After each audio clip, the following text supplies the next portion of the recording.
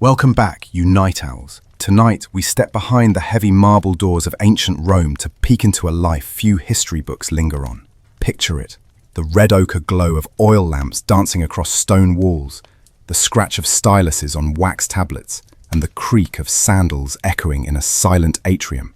Now, imagine the muffled cries of a newborn girl, already branded a disappointment in a world that only praises sons.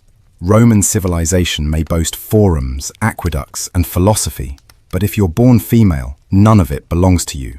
Not the legacy, not the rights, and often, not even the future. So, before you get comfortable, take a moment to like the video and subscribe, but only if you genuinely enjoy what I do here. And I'd love to know, where are you listening from, and what time is it in your part of the world? Now, dim the lights. Maybe turn on a fan for that soft background hum, and let's ease into tonight's journey together. The story begins not with glory, but with silence. A girl is born, and for a brief moment, the midwife hesitates. Her eyes flick to the father standing nearby. The gender is clear, and so is the tension. Will this tiny creature be accepted? Or will she, like many before her, be exposed, left outside the city walls to be swallowed by nature or scooped up by strangers? Historians still argue whether female infanticide was systematic or circumstantial, but evidence from legal texts and grim letters suggests a common cultural thread. Girls were less desirable. A famous letter from a Roman soldier named Hilarion to his pregnant wife includes the chilling line, "If it is a boy, keep it. If it is a girl, discard it." Simple, cruel, practical by their standards. Those who survive do so into a world that already whispers their limitations. Boys are wrapped in swaddling cloths called fasci, often adorned with talismans against the evil eye. Girls? Slightly thinner wraps, less fuss. The symbolism begins early and runs deep. Even the naming customs tell a story of erasure. Roman boys receive 3 names: praenomen, nomen, and cognomen, tracing lineage, status, and individuality. Girls? 1 name, usually derived from the family name. If a man is named Julius, his daughter is Julia. Got a second daughter? Julia Minor. A third, Julia Tertia. Imagine growing up knowing you're an ordinal footnote in your own family. By the time she's toddling around in little leather shoes, the roles are being rehearsed. She's not encouraged to climb or shout or question. She learns instead to observe, to be pleasing, to not take up too much space, physically, emotionally, or intellectually. Her dolls are miniature households, tiny looms, kitchen tools, cradles, no wooden swords, no little toy chariots. And while boys go to school to study rhetoric and strategy, girls might learn a bit of reading, mostly for reading recipes, religious rites, or love letters they're not supposed to write. Let's not romanticize the idea of Roman childhood. Even for boys, it's no picnic. But for girls, it's not a phase, it's a countdown. Everything she does is a rehearsal for the main act, marriage. There's no ambition to be had here, not outside the home. If she's wealthy, she's prepped for social hosting and childbearing. If she's poor, she'll be working by her mother's side from dawn till dark. In either case, her value is bound to her ability to be useful, silent, and small. Now and then, the script wobbles. There are tales of spirited girls who push back, question their tutors, or sneak glances at gladiator matches. But these anecdotes rarely end well. At best, they're scolded into compliance. At worst, they're branded as difficult, an omen of disgrace. Roman society was allergic to nonconformity, especially in its women. An especially quirky detail. Roman girls were expected to grow their hair long but keep it pinned up, as loose hair was seen as either childlike or scandalous. The hairstyle called the tutulus, worn by brides and vestal virgins, involved twisting the hair into a point using woolen bands, symbolizing purity, but also control. A literal crown of conformity, and control was everywhere. Take the paterfamilias, the head of the household. He held patria potestas, legal power over life and death. He could accept or reject a newborn, arrange marriages, annul contracts, even sell his children into slavery. Though, to be fair, there were limits on how often he could do that. Generous, right? This is not to say that every Roman father was a tyrant, but the structure allowed for it. And most importantly, the law backed him up. Women, even grown women, rarely had legal autonomy. In many cases, their guardianship simply shifted from father to husband, or to a male relative if unmarried. No matter her age, a woman remained someone's dependent, like a permanent minor. Even the gods didn't offer much solace. While boys had bulla pendants to protect them from harm until they came of age, girls had no equivalent. When a boy turned 15, he celebrated the toga virilis ceremony, symbolizing his leap into manhood and public life. Girls, their big moment was the wedding, or, if she died before that, a funeral that emphasized her unfulfilled potential. Cheerful stuff. One archaeological discovery in a Roman tomb revealed a baby girl buried with 2 tiny gold earrings, a rare luxury. And yet, the inscription read more like an apology than a tribute to the girl who brought light too briefly. The tragedy wasn't her death, it was that she hadn't yet married.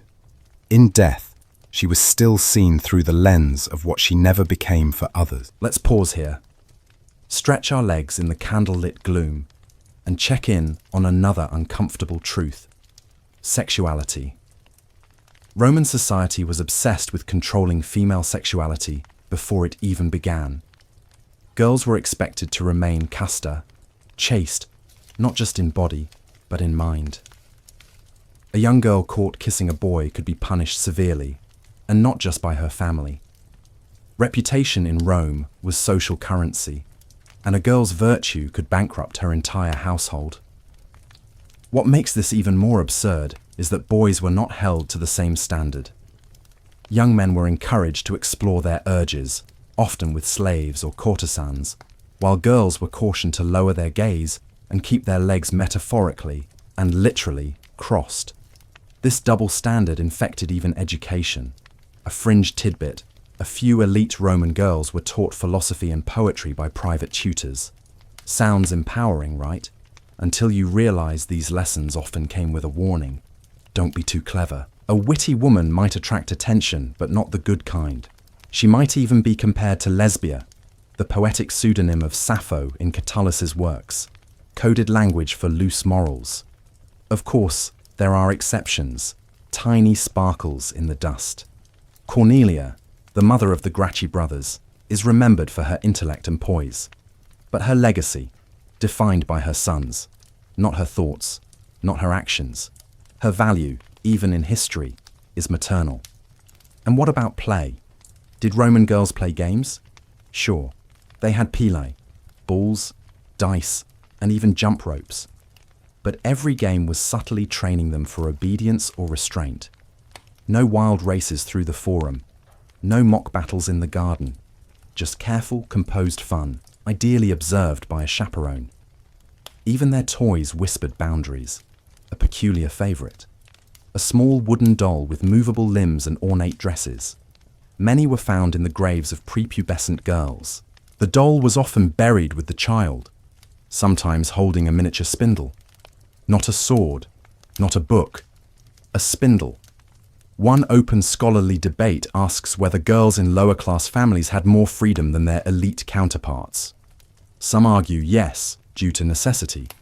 Poor girls often worked alongside brothers in shops or fields. Others suggest the added labor didn't mean more freedom, just less protection. A freedom to suffer, not to choose. By now, you're probably wondering, was there no joy at all? No moments of girlhood wonder? Of course there were. Laughter still echoed in kitchens. Songs were hummed as garlands were woven. There were friendships, secret jokes, and stolen glances across markets. But these were flickers, not flames. And they came with risk, because in ancient Rome, a girl's misstep wasn't just her own.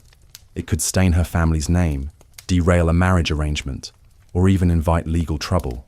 The stakes were so high, the walls so tight, that even dreaming could feel dangerous. As we drift towards sleep, let's hold that thought gently.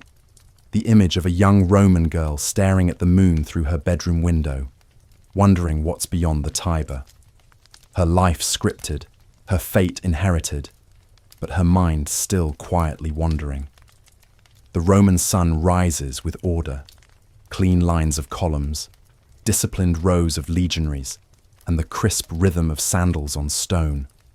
But behind the walls of grand villas and cramped insulae, the same sun watches over a different kind of routine. A young girl, now approaching womanhood, isn't stretching into freedom.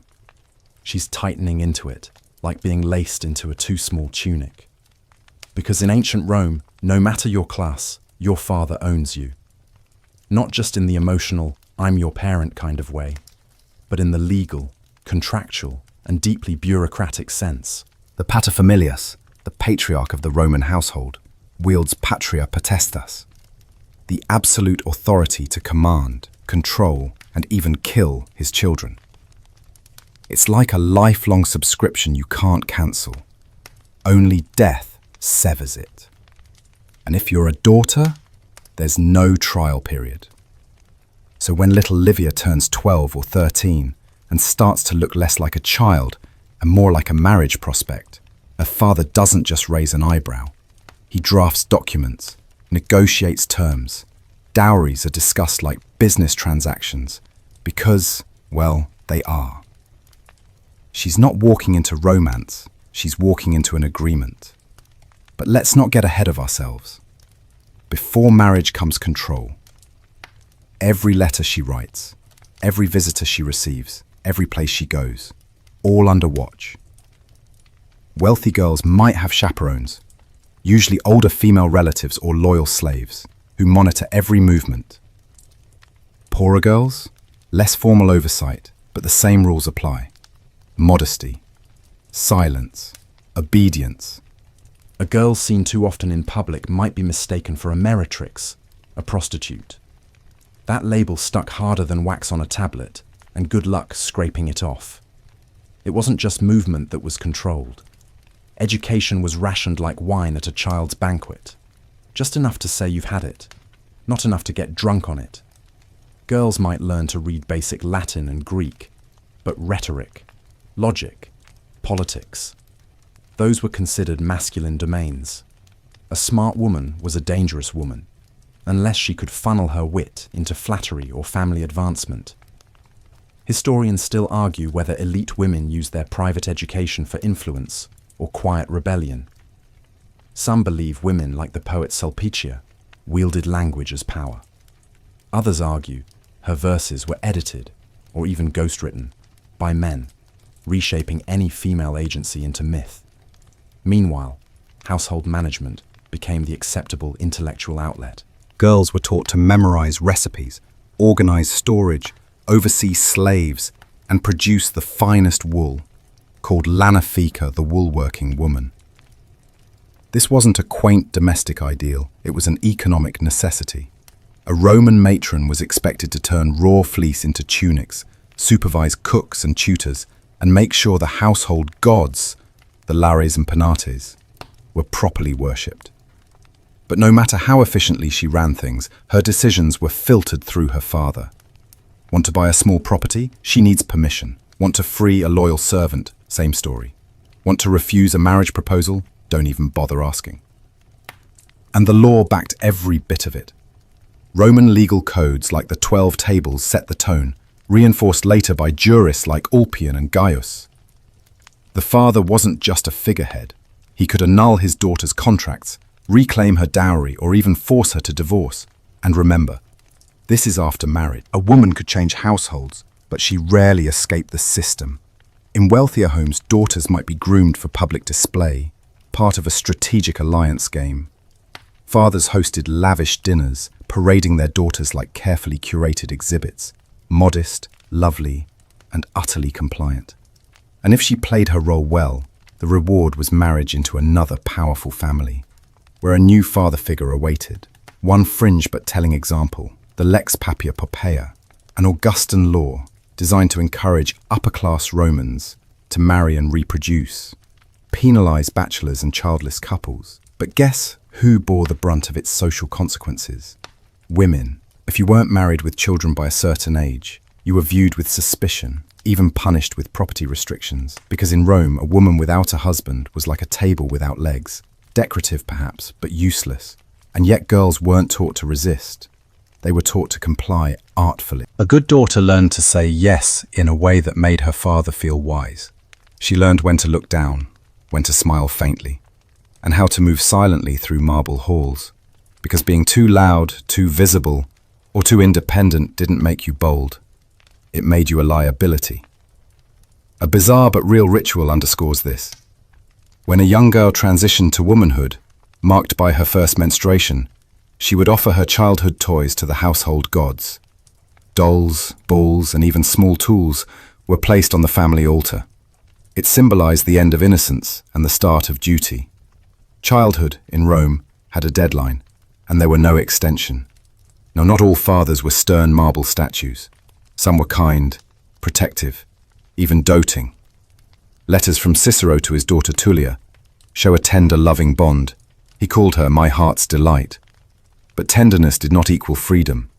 Even Tullia, beloved as she was married off for political advantage, twice. Her happiness wasn't the point. Her utility was.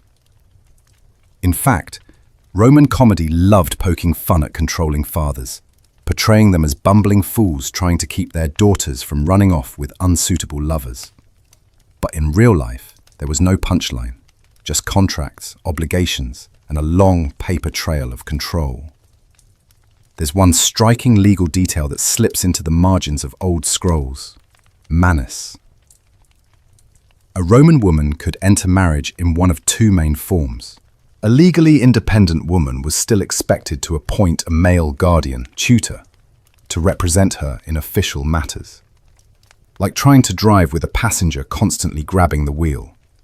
Even freeborn women with some autonomy couldn't escape the gravitational pull of the household. The domus, the Roman home, was both sanctuary and prison. A space filled with hearth smoke, whispered prayers, and unspoken rules. A woman's worth was tied to how well she preserved this space, kept it respectable, and kept herself out of sight, and sight mattered. Roman culture was visual to its bones. Statues, murals, mosaics. They depicted ideal women as serene, veiled, and always looking away. As if she knows the scroll isn't really hers. Sometimes the system cracked. A girl might resist an arranged marriage. She might plead, cry, even run away. But her options were limited. There were no women's shelters, no plan B. A rare form of defiance was taking religious vows, becoming a Vestal virgin. It meant 30 years of chastity, service, and honor. It also meant escaping the marriage market. A win, depending on your perspective. But the irony? Vestals, though revered, were still under strict male supervision. Their lives were regulated to the hour. Their bodies were sacred, but not their own. One misstep, literal or figurative, and the punishment was grim. They were buried alive for breaking their vow of chastity. Not just expelled, buried. And yet, this was the best-case scenario for some girls. To avoid becoming a bargaining chip in political games, they chose the tomb-like safety of the temple. It says a lot about the system when a lifetime of celibacy and ritual confinement is the better path. So what happens when a girl grows up under this pressure cooker? What does she become? Some submit. They become matrons, obedient and proud. Others grow cunning, manipulating within the rules. A few rebel outright, rare, dangerous, and often written out of the records. One tale mentions a girl named Fania who defied her father by publishing her husband's controversial biography. He sued her. She won. And then she vanished from the historical spotlight, as if Rome couldn't stomach the idea of a victorious woman with a pen. And some simply endured. They survived quietly, raising daughters who would face the same fate, teaching them how to smile with closed lips, how to say thank you when given less, how to make peace with being unseen. It's easy to romanticize the marble and mosaics, the flowing togas and grand speeches, but beneath all that grandeur is the sound of a door quietly locking. The door of a girl's room, a girl's future, a girl's voice. As you drift into sleep, imagine her again, sitting by the family shrine, doll in one hand, spindle in the other. She doesn't cry, she doesn't scream. She just stares ahead, already learning the art of waiting. There's a peculiar kind of silence that settles over a Roman villa on the day of a marriage arrangement. Not the peaceful hush of rest, but the taut, vibrating quiet that comes when everything is about to change. In one corner, a young girl, barely into her teens, is seated still as a statue, her tunic freshly bleached, her hair woven tightly into the ceremonial tutelus. She's not weeping, she's not smiling, she's waiting. Because today isn't about love, it's about transfer of ownership. Marriage in ancient Rome isn't a fairy tale with olive wreaths and sun-drenched kisses. It's a contract, a merger. A reshuffling of legal guardianship, wealth and reputation, and for the bride, it's the moment she officially becomes someone else's problem. The Roman wedding process begins long before vows are spoken. First come the negotiations, often between the girl's father and the prospective husband's family. The girl might be present for some of it, but her opinion, not essential. The key terms, dowry, social status and political advantage. And the dowry, isn't just a pile of coins. It can include land, slaves, jewelry, and even furniture. It's an itemized investment, proof that the woman is bringing something tangible to the table besides her ability to bear children. Historians still debate how much agency Roman brides truly had in these unions.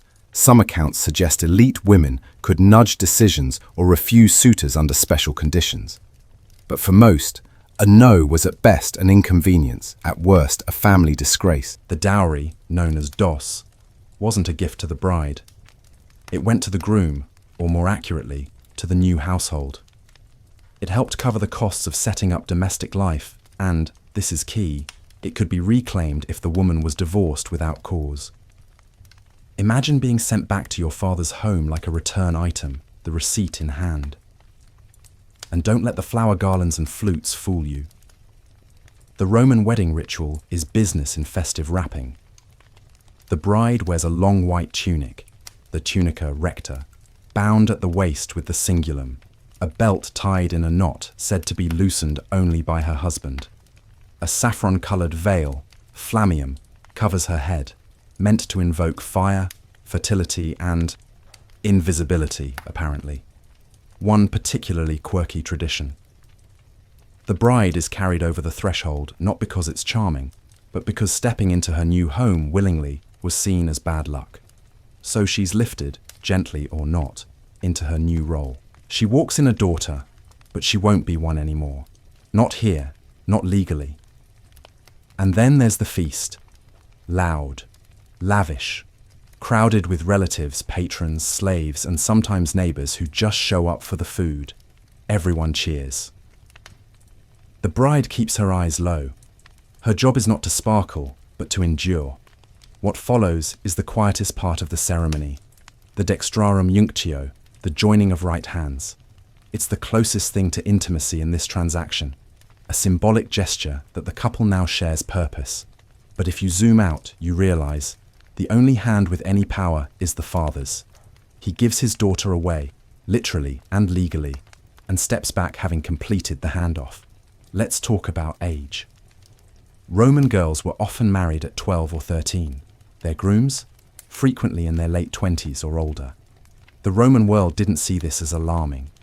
Puberty was the starting pistol for a girl's reproductive career, and age gaps were socially accepted, even encouraged. A man in his prime could guide a younger wife, which is code for mold her like soft clay before she gains opinions. And this wasn't limited to the elite. In working-class families, early marriage helped shift the economic burden. One less mouth to feed, one more alliance to maintain. Love was optional, obedience was not.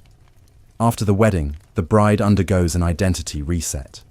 Her domus, home, her familia, household, and her gods all change. She now worships her husband's household deities, even if she grew up praying to different spirits. The switch is symbolic but profound. It's not just her body that moves, her entire cosmic allegiance does too. The morning after the wedding, it's customary for the new bride to be visited by family and friends, bearing gifts and whispers. They bring wool, combs, and cooking implements, tools of domesticity. The unspoken message: welcome to your new job. Don't screw it up. One curious fringe tidbit. In some regions of the empire, local traditions persisted where brides wore coins in their shoes to step into wealth, or burned a strand of their childhood hair at the altar to sever ties to girlhood. These weren't official Roman customs, but they stuck, folk rituals clinging to the edges of empire like ivy on marble. But not every wedding led to stability. Roman marriages were notoriously brittle. Divorce was legal, common, and surprisingly easy for men. A husband could dismiss his wife by simply stating his intention before witnesses. That's it. No court drama, no long separation. Just, I repudiate you, and boom, she's packing her dowry back into a cart. Women could initiate divorce too, especially in later centuries, but it came with risk. Reputation damage, legal tangles, loss of child custody, which by default went to the father. Children were considered part of his lineage, not hers. A woman leaving a marriage often left her offspring behind, waving from the doorway as her son clutched his wax tablet, and her daughter began practicing spindle work. And if you're wondering whether affection existed in these marriages, sure, sometimes. There are touching epitaphs and letters that hint at real warmth between Roman couples. A husband grieving his wife as the light of my life, a widow funding a temple in her partner's memory. But these are the exceptions that prove the rule. Love was the optional frosting, not the cake. In the rare moments when a wife did gain influence, it was often as an extension of her husband's power. Think of Livia Drusilla, wife of Augustus. She wielded enormous, soft influence behind the scenes, advising her husband, arranging political matches, even curating her image as the perfect matron. But her success depended on invisibility. She spoke through others, behind curtains, in whispers. And not every woman could play the game that skillfully. For many, marriage was a gradual disappearance. The girl who once sang at dawn while feeding chickens became the woman whose voice was last heard during childbirth. Her name may survive in a ledger, maybe a faded inscription on a ring, but often she faded entirely. Let's talk about the home, the supposed domain of the Roman wife. Yes, she ran it. No, she didn't own it. In elite families, a woman might oversee dozens of slaves, manage meal planning, educate the children, and host social dinners. She was the CEO of domestic affairs, but without a board vote. And if she failed in her duties, her husband could shame her, replace her, or worse, send her home. Poor women had fewer expectations of elegance, but not less pressure. A wife in a tradesman's home might run a shopfront by day and cook porridge by night, nursing babies between customers. She was worker and wife all at once, expected to smile through it. Because Rome never paused for sentiment, there's also the pressure to produce children, specifically male children. Infertility was usually blamed on the woman, and it wasn't just a private disappointment, it was a public flaw. Midwives and healers offered all manner of solutions, from potions to prayers to, yes, crocodile dung suppositories. Desperate times. Failure to conceive could result in divorce, ridicule, or demotion within the household.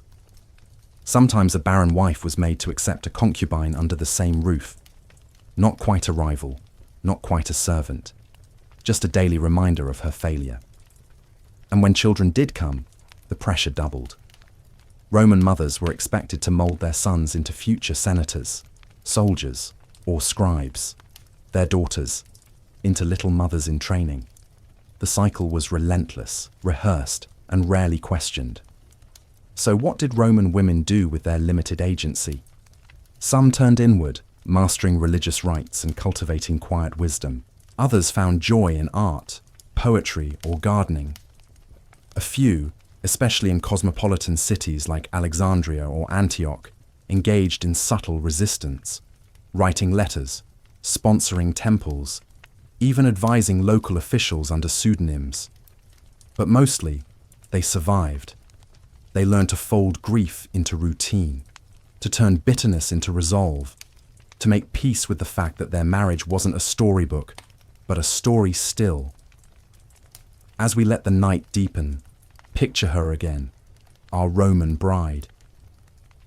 She sits now by a flickering oil lamp, her wedding veil folded neatly beside her.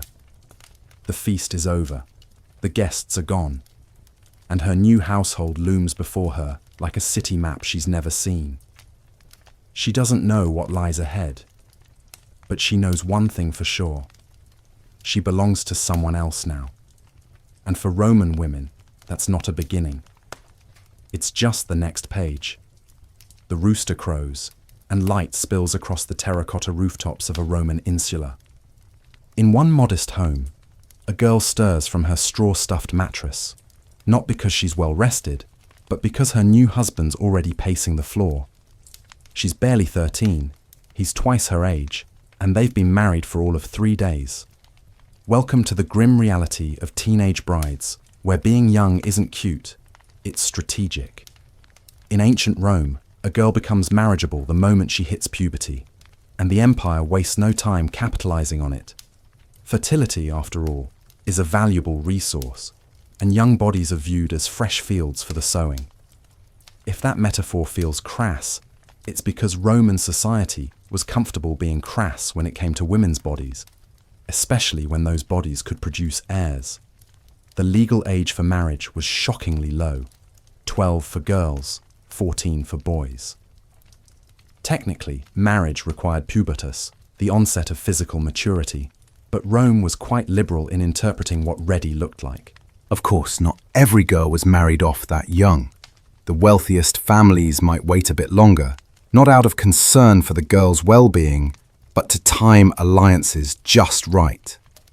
Yet for most Roman girls, particularly outside the elite, early marriage was expected, normal, and deeply binding.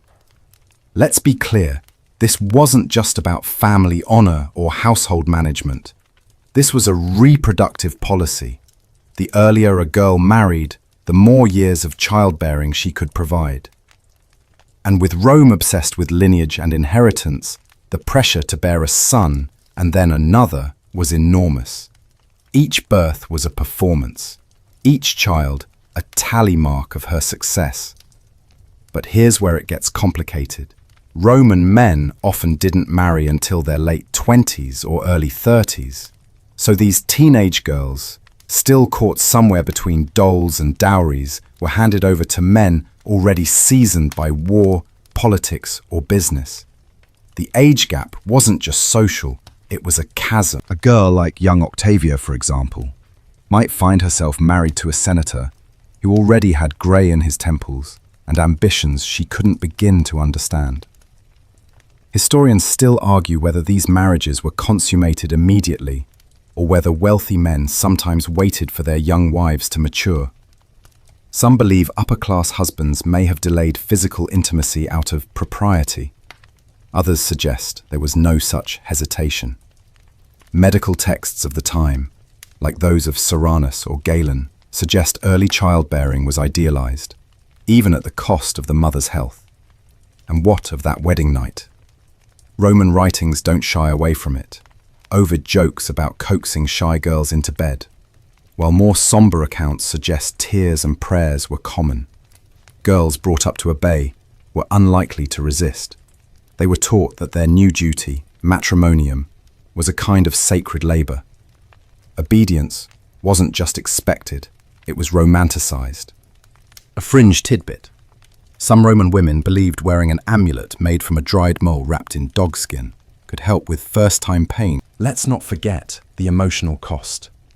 These girls left everything behind: homes, families, even their personal gods.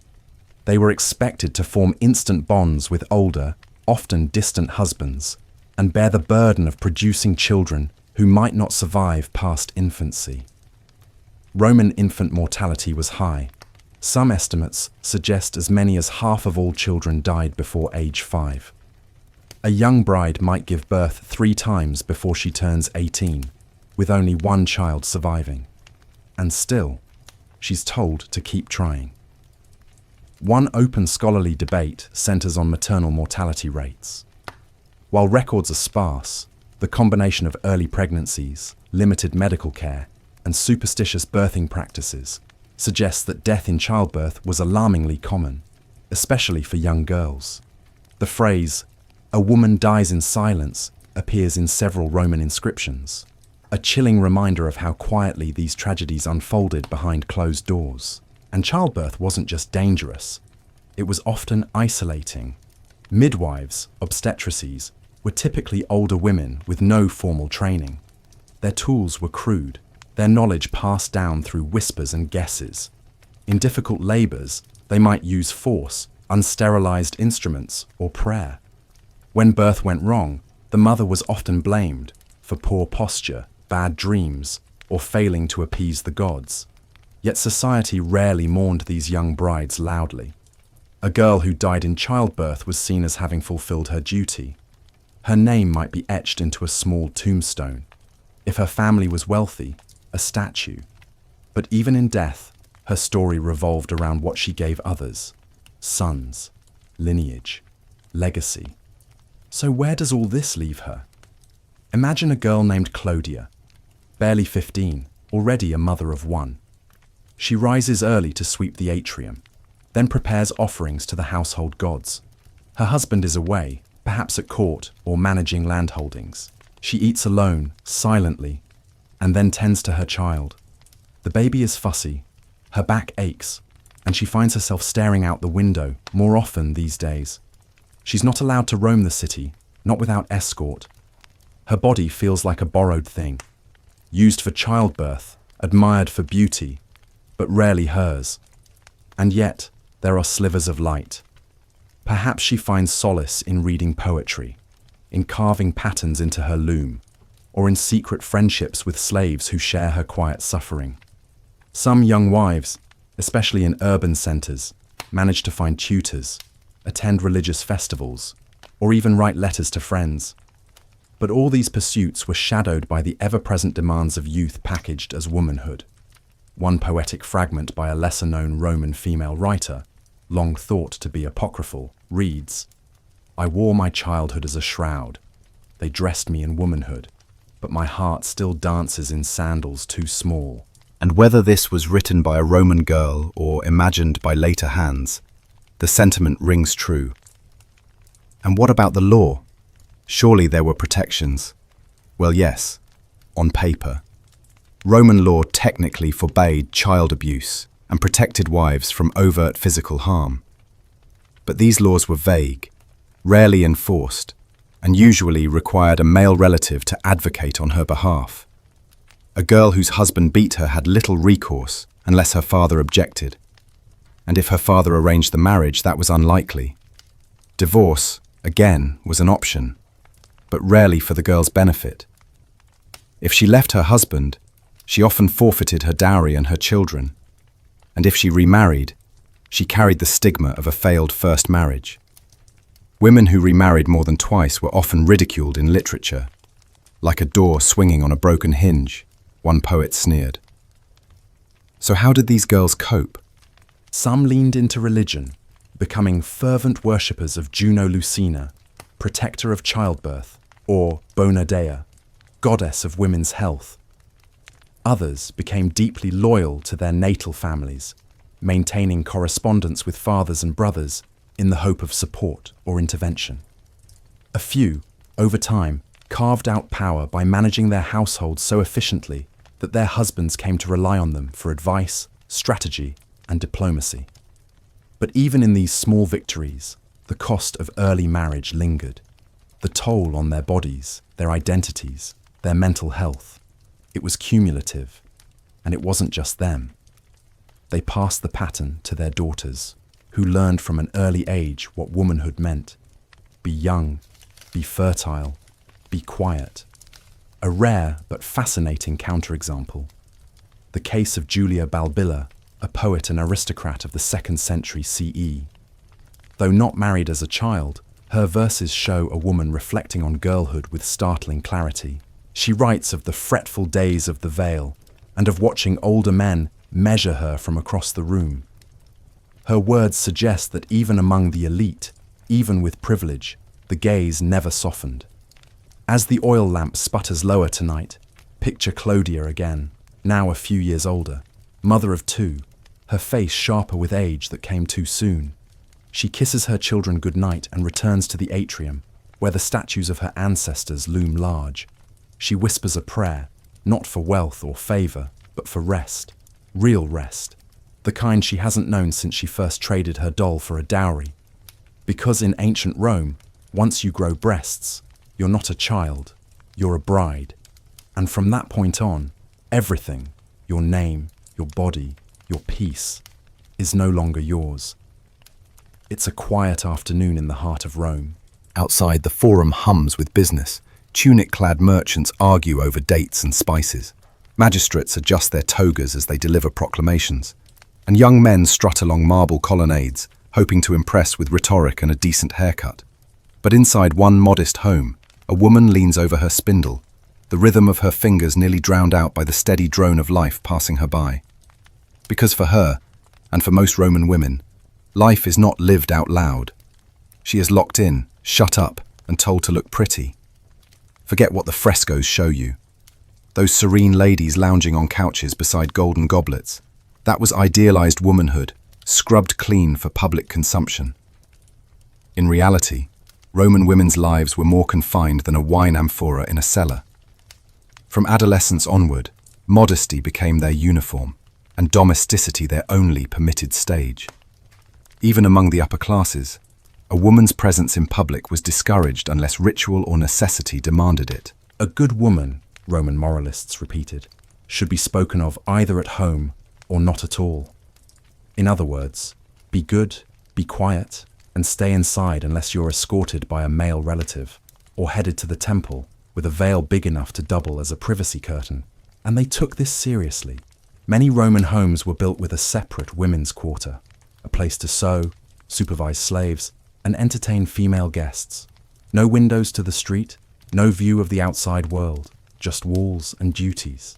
And maybe, if she was lucky, a small garden where she could walk in slow circles, breathing the same air again and again, like it was borrowed. Historians still argue whether these spatial separations were as strict in practice as they were in theory.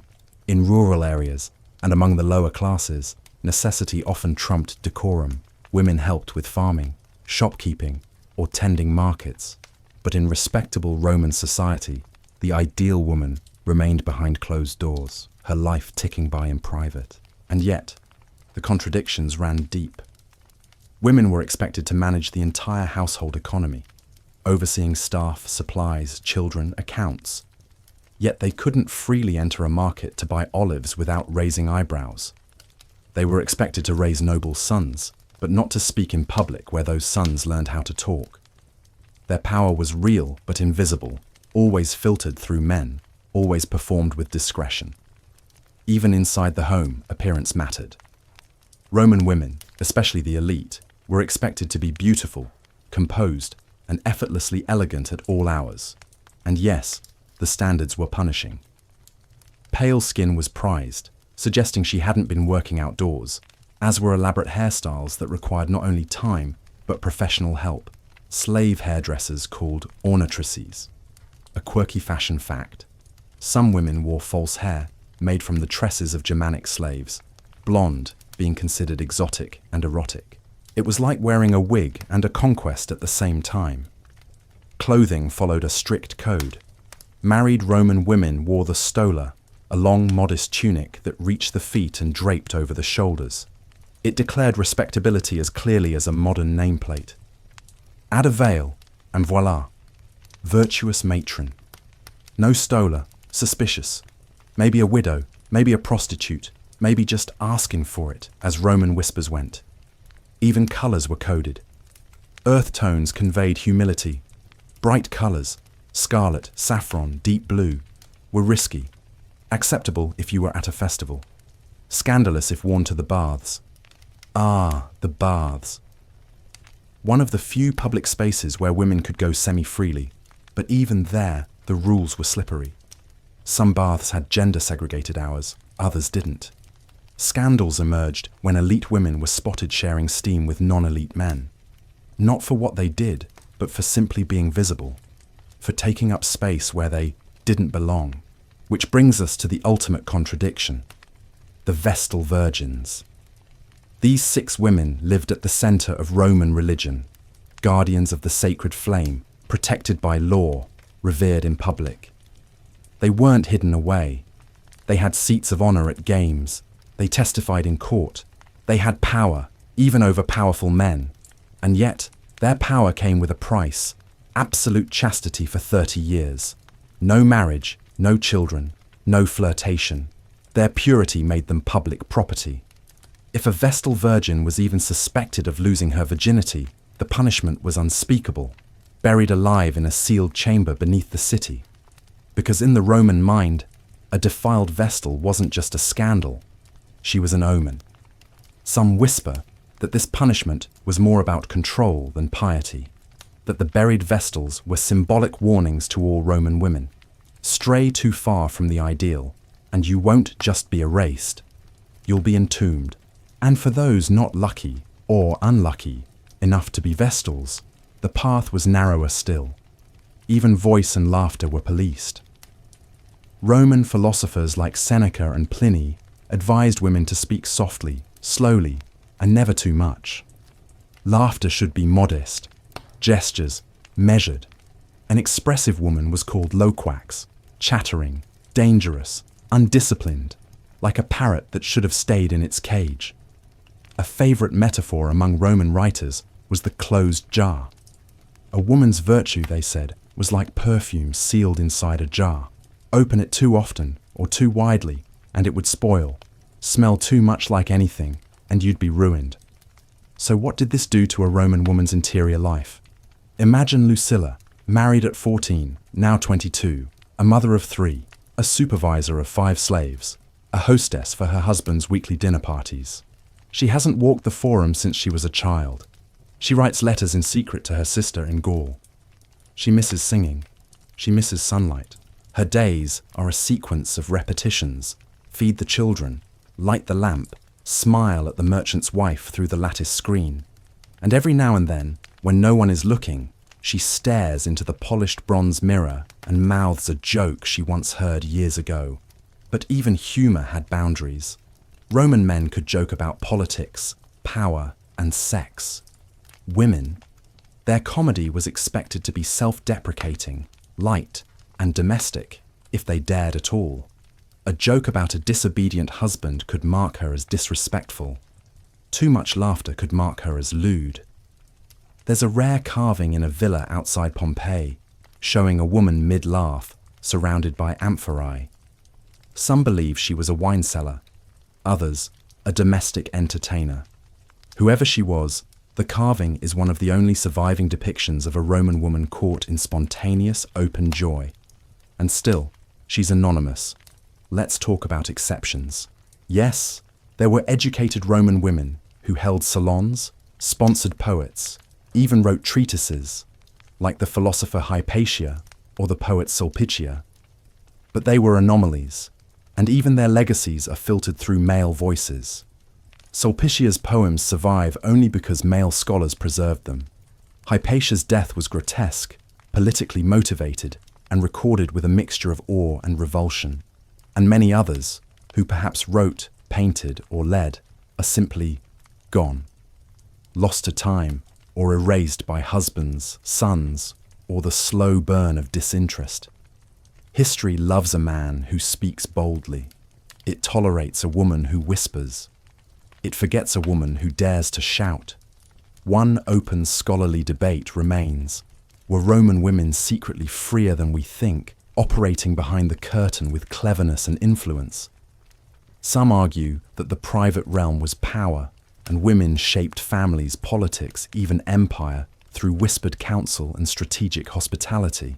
Others argue that influence is not freedom, that power without public voice is performance, not agency, and the truth may lie, as it often does, in the tension between. Roman women were not powerless, but they were always watched, always weighed, and always instructed to shrink just enough. Even their funerals followed the script.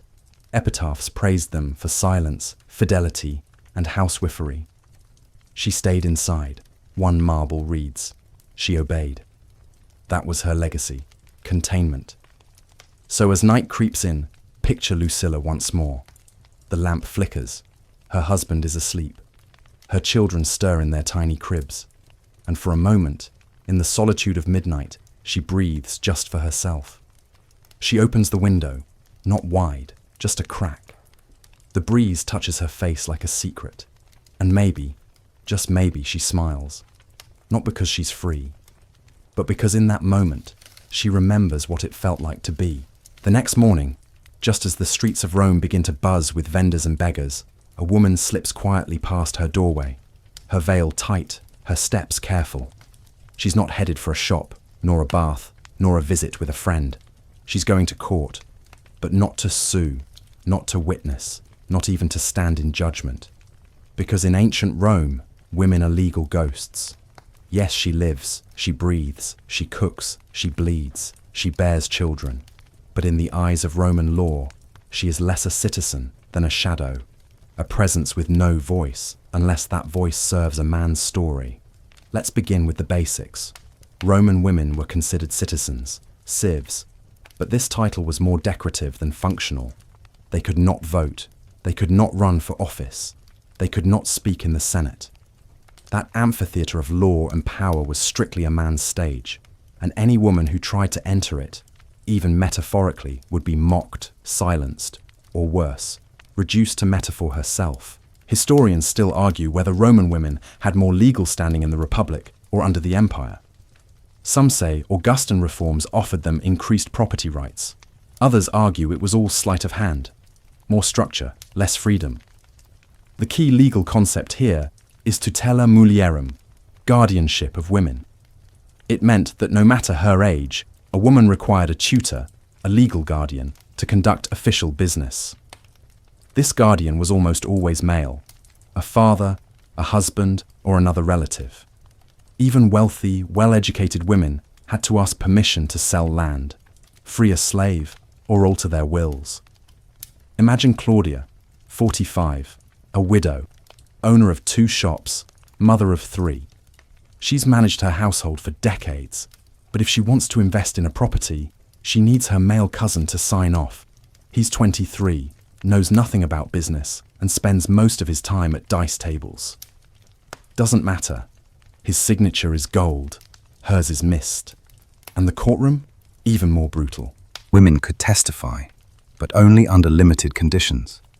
And often, their words were weighed less seriously than those of even a freedman. Worse still, if she was involved in a scandal, a crime, or a family dispute, the court was not her ally. It was a trap. Take the case of Sempronia, a noblewoman involved in the infamous Catiline conspiracy. Ancient sources describe her as intelligent, articulate, and dangerously persuasive. But instead of analyzing her arguments, Roman writers focused on her body, her lovers, her lack of shame. Her mind became a footnote, her sex the headline. And if a woman dared to appear in court as a litigant, she was either ridiculed or regarded with suspicion. The great orator Cicero once insulted a female witness by comparing her voice to that of a screeching bird. Humor for him, humiliation for her.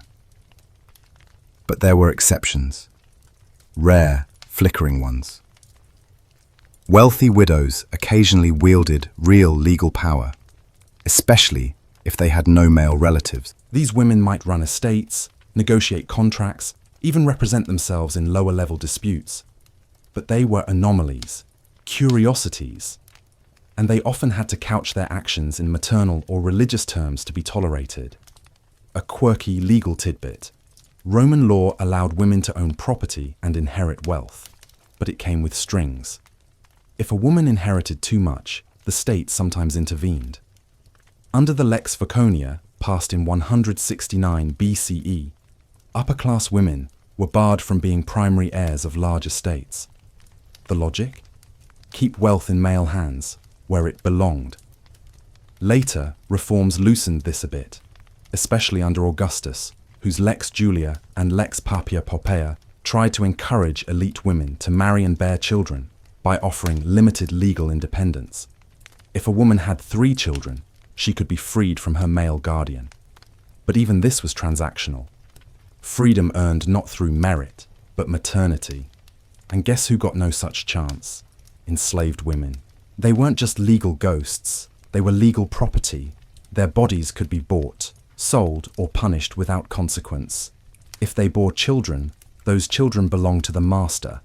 If they were assaulted, there was no crime, only damage to property. Their testimony in court was permitted only under torture, and their humanity was a matter of convenience, not conviction. Freeborn poor women didn't fare much better. They had little access to education, fewer chances at legal protection, and no patronage to shield them. A husband's word, a brother's favour, these were their lifelines.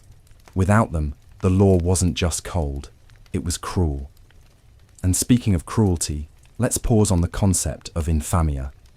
This legal stain could be branded on anyone who engaged in disreputable behaviour. Actors, gladiators, prostitutes, and yes, women accused of adultery. It stripped them of legal protections, dignity, and in some cases, the right to make contracts. A woman who strayed from the norms didn't just fall out of favour, she fell out of the legal world altogether. There was also manus, which we touched on earlier. If a woman married cum manu, she passed into her husband's legal control. He could represent her in court, claim her property, and dismiss her without reason. Sine manu offered a bit more protection, letting her retain ties to her father's house, but still, independence was illusion. And if a woman was accused of wrongdoing, say poisoning, theft, or sorcery, she was at the mercy of public opinion, which rarely favoured her. Roman men were known for their courtroom theatrics, and women's silence made the perfect backdrop. The accuser pointed, the crowd sneered. Even the praetor might smile grimly, already guessing the verdict. Let's revisit Claudia again. One day, she's summoned to court over a boundary dispute. Her garden encroaches on a neighbour's. She shows up with her documents in hand, confident in her claim. But her cousin is out of town, and without his signature, her case stalls. The magistrate shrugs. Come back with a man. A literal wall stands between her and justice, and she can't climb it without help. Now, all this might sound like women had zero legal power, but power, in Rome, often lived in the shadows. Women became experts in soft influence, slipping messages to senators, swaying decisions through marriage alliances, even bribing witnesses or weaving social pressure into outcomes. They couldn't stand at the podium, but they could stand behind it, whispering into the ears of the powerful. One fringe tale tells of a woman named Afrania, who insisted on pleading her own cases in public court. She was so persistent, and by Roman standards, so obnoxious, that a law was eventually passed forbidding women from engaging in courtroom advocacy. It wasn't just that she was vocal, it's that she was effective. Roman authors mocked Afrania mercilessly. They called her shrill, unladylike, a legal parasite. But in their scorn lies proof. She disrupted the system. She made them uncomfortable. She broke the spell of invisibility. Even religious roles were tangled in legality. Vestals, again, were exceptions. They could own property, pardon criminals, and had their own legal privileges. But the average priestess? Mostly symbolic. Ritual over rule. And their inclusion in civic life? Often decorative, rarely decisive. Let's not forget the wills. A woman could write a will, especially a widow. But if she wasn't sui juris, legally independent, it could be challenged. She could leave her possessions to her children, but not always directly. A male guardian still had to rubber stamp it. And if she died without male heirs, her estate might be absorbed by the state or claimed by distant male kin. Even death didn't release women from legal obscurity.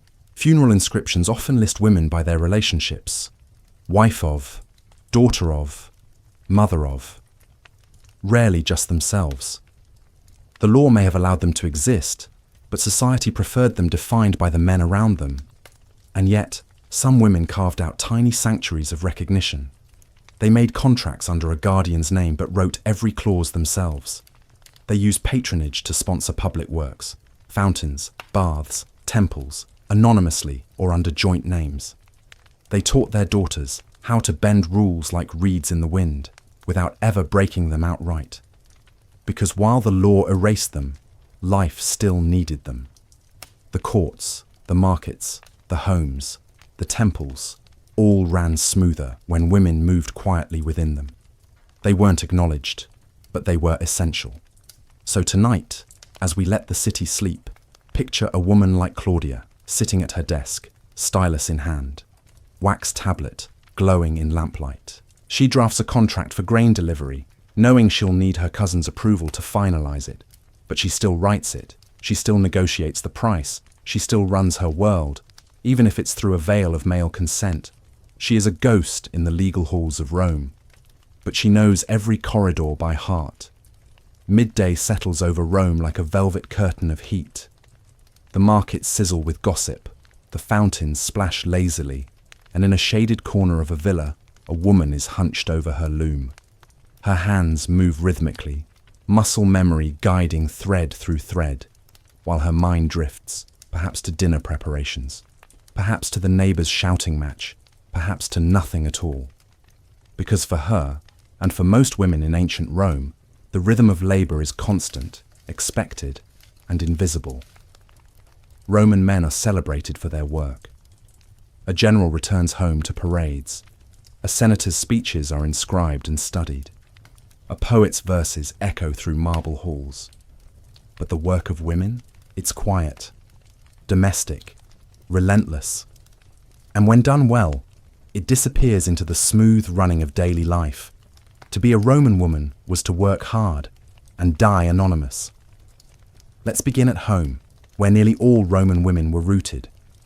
Whether in urban apartments or countryside villas, the expectation was the same: manage the household. But this wasn't just fluffing cushions and arranging flowers. It was a full-time, high-stakes operation. A Roman matron, especially in a household of status, oversaw dozens of moving parts. She managed slaves, often with hierarchies of their own. She tracked inventories of grain, wine, oil, and cloth. She scheduled deliveries, planned meals, organized festivals, ensured offerings were made at the household shrines. If the family hosted dinner guests, she orchestrated the entire production: menus, lighting, seating, entertainment. No mistakes allowed. Yet she received no salary, no title, no public thanks. Historians still debate the true extent of women's economic contributions, especially in elite households, where records focus more on husbands' political or military careers. But scratch the surface, and evidence of her labor appears: account books in a female hand, graffiti in Pompeii, advertising goods managed by women, or household objects engraved with women's names, quiet signatures of domestic authority. In more modest homes, the labor was even more physical. Without the help of dozens of slaves, women worked from sun up to past sundown, grinding grain by hand, drawing water from fountains, tending gardens, spinning wool into thread, weaving thread into cloth, and sewing cloth into tunics. They bathed children, mended sandals, scoured cookware, and scraped ash from the hearth. And if the family owned a shop, perhaps a bakery, a tavern, or a cloth stall, the wife often ran the counter while the husband handled supply or finance. A woman's face might be the one customers saw daily, yet her name rarely appeared on signage, let alone contracts. A fringe tidbit. In Pompeii, there's graffiti from a bar that reads, "Metha, slave of Carminia, makes the best wine." Metha's name is there, but Carminia's is not. Yet Carminia, as her owner, and possibly the tavern's operator, was likely the one collecting profits. Her labour was indirect but foundational. Just like thousands of other Roman women whose fingerprints smudge the corners of history. Even in retirement, if such a concept existed, women continued to work. Older matrons mentored younger ones. They taught recipes, religious rites, and household spells. They helped with grandchildren. They might even manage inheritance arrangements or family negotiations. But unlike Roman men, who could retire into public legacy, women retired into private memory. Let's not forget rural women either. Life in the Roman countryside was physically grueling, and women bore the brunt of it. They helped plant and harvest. They carried firewood, sometimes for miles. They milked goats, churned butter, made cheese, and sold surplus goods in nearby villages. If the family was poor, and most were, every hand had to contribute, including the tiniest ones. Childhood was short. A girl of 7 or 8 might already be tasked with collecting water or helping tend younger siblings. By 10, she could be spinning wool or feeding animals. No formal training, just observation, repetition, and correction, often harsh. Her future wasn't a choice, it was a cycle. But even among all this labour, there were expectations of grace. Roman women were to be productive, yes, but also pleasant. No complaining, no boasting, just quiet excellence. If she made perfect loaves of bread, her reward might be a nod. If she didn't, a frown, maybe worse. And when it came time to die, the accolades were always the same. She was chaste, she was industrious, she stayed in her place. Not one word about her weaving skills.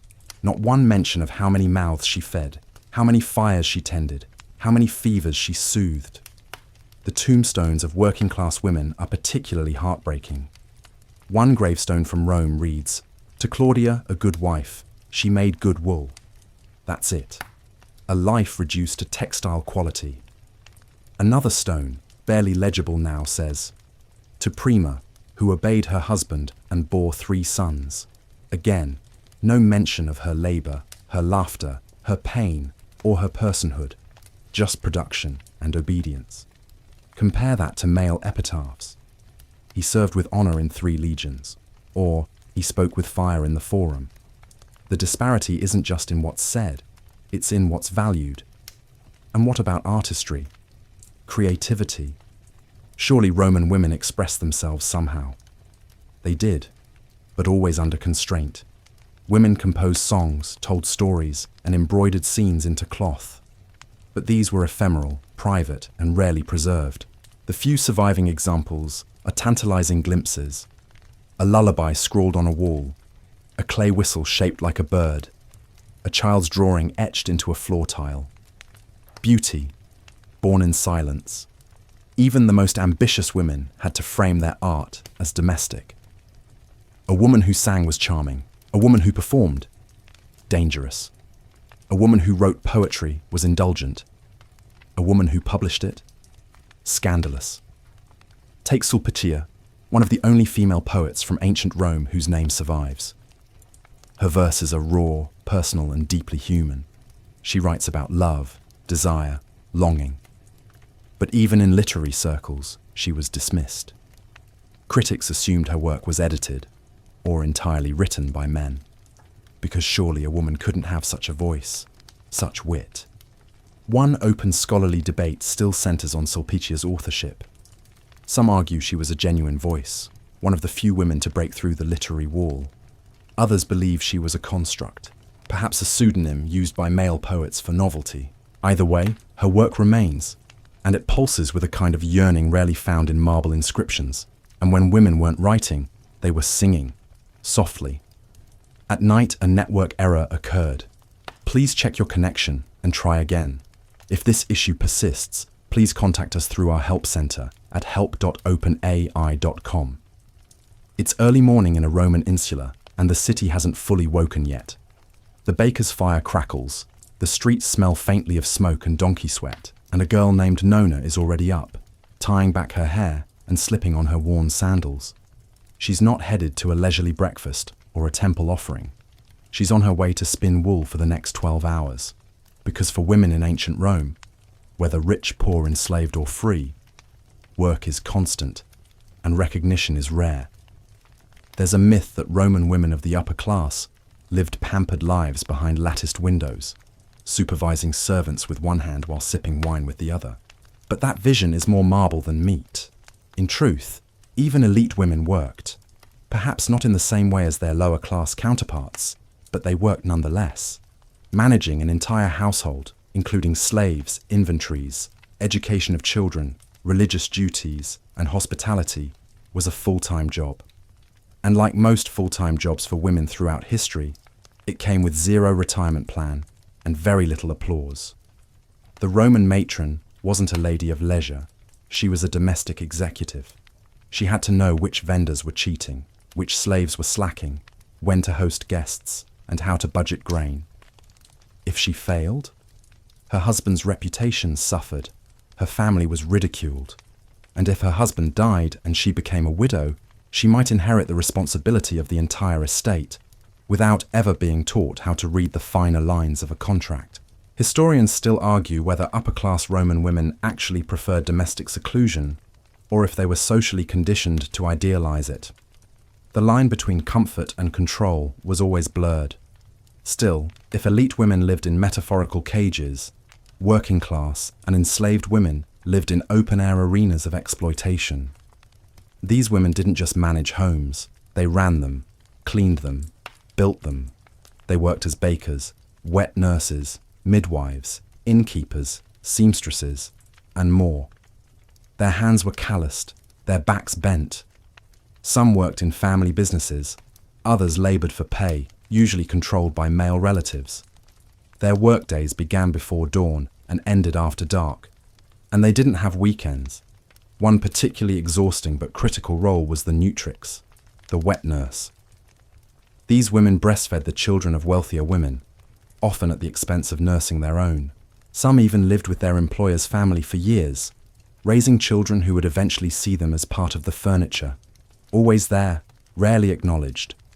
A nutrix might sing lullabies, tell stories, teach a child to walk, and then be dismissed when the child turned 7. Her work was foundational, but her name was rarely remembered. Let's zoom in on another profession, weaving. The lanifica was the cornerstone of female virtue. Roman women were expected to spin, weave, and sew as a demonstration of discipline and dignity. Even empresses participated in this symbolic act. Augustus proudly claimed that his wife Livia spun the wool for all his clothing, an image of humble, matronly excellence, even if the spinning was largely ceremonial by then. But for most women, weaving wasn't symbolism, it was survival. Spindles and looms filled the living spaces of the poor. Threads ran through conversations and arguments. The clack of weaving tools was as common as birdsong, and the work was relentless. A tunic might take weeks to complete, and wages were pitiful. Weavers were often underpaid, overworked, and scorned by the very elite whose wardrobes depended on them. A fringe tidbit: archaeologists in Pompeii discovered graffiti from a female dyer named Faustia. She proudly signed her name next to a faded sketch of a wool tunic. It's one of the few surviving signs of pride from a working-class Roman woman. No marble, no statue, just a quick scribble in the dye house wall saying, "I was here. I mattered." Beyond weaving, women sold herbs in the market, served drinks in taverns, or worked as musicians and dancers at festivals, professions often regarded with suspicion. Any woman who earned her own income outside the home risked being seen as disreputable. That didn't stop them, of course. Bills had to be paid, children had to be fed, and Rome didn't slow down for anyone. Enslaved women worked even harder. They might be assigned to domestic tasks, cooking, cleaning, or managing children, or labour in fields and factories. Some were trained as scribes or clerks, especially if they were literate, which was rare but not unheard of. Educated slave women were prized in elite households, both for their productivity and their silence. These women didn't just endure physical labor, they navigated a constant psychological minefield. A wrong look could mean punishment. A mistake could cost them the little privileges they had. They were required to be invisible and indispensable all at once. One of the more grueling jobs for enslaved women was working in fulleries, ancient laundries where clothes were washed using ammonia-rich liquid. The ammonia, by the way, came from urine collected in pots placed around town. These women handled soiled garments, waded barefoot through filth, and inhaled chemical fumes for hours. Respiratory issues were common. So were skin infections. No one erected statues for them. Meanwhile, women in the entertainment industry, actors, dancers, mimes, were a class unto themselves.